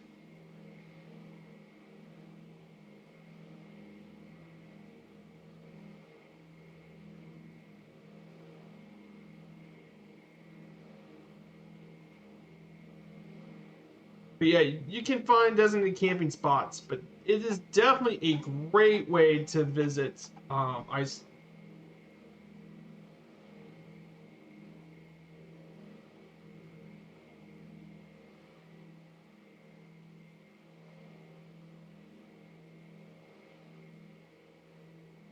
Yeah, that's definitely a great way to visit. I agree with you, Noodle. That is a great way to visit Iceland. That's definitely a very good option. Yeah, if you need to, just buy a camping thing and just camp in there.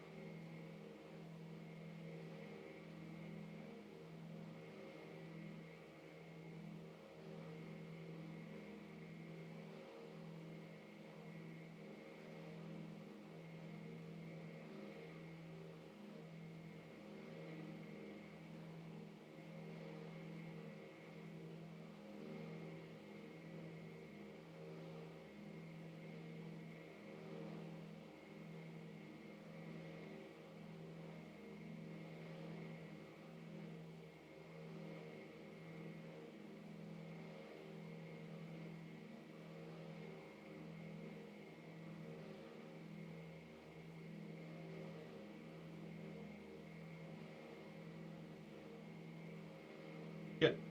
Yeah, not many countries have free camping. Maybe Norway and a few others. Yeah, it's kind of like that too. Just isn't a lot of areas for camping and all that.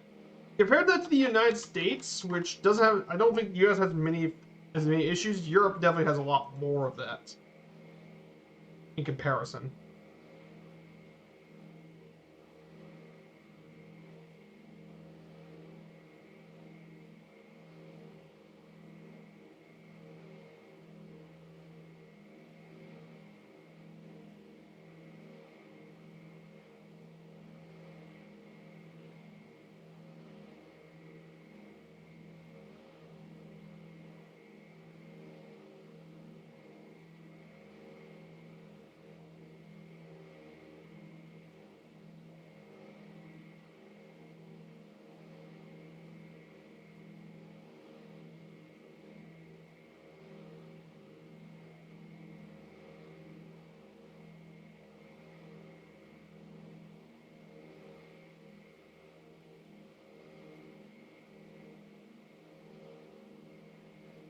So down to our right, this is the main international airport of Iceland. This is Keflavik.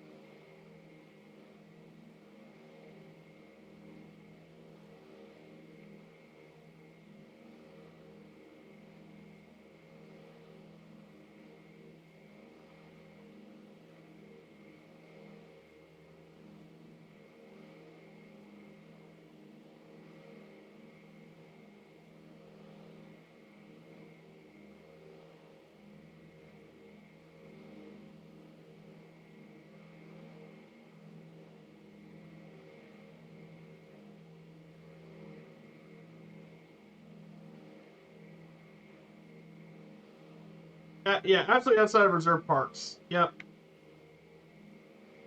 There's there's beautiful. There's Big O Keflavik Airport. That's a big airport here in Iceland.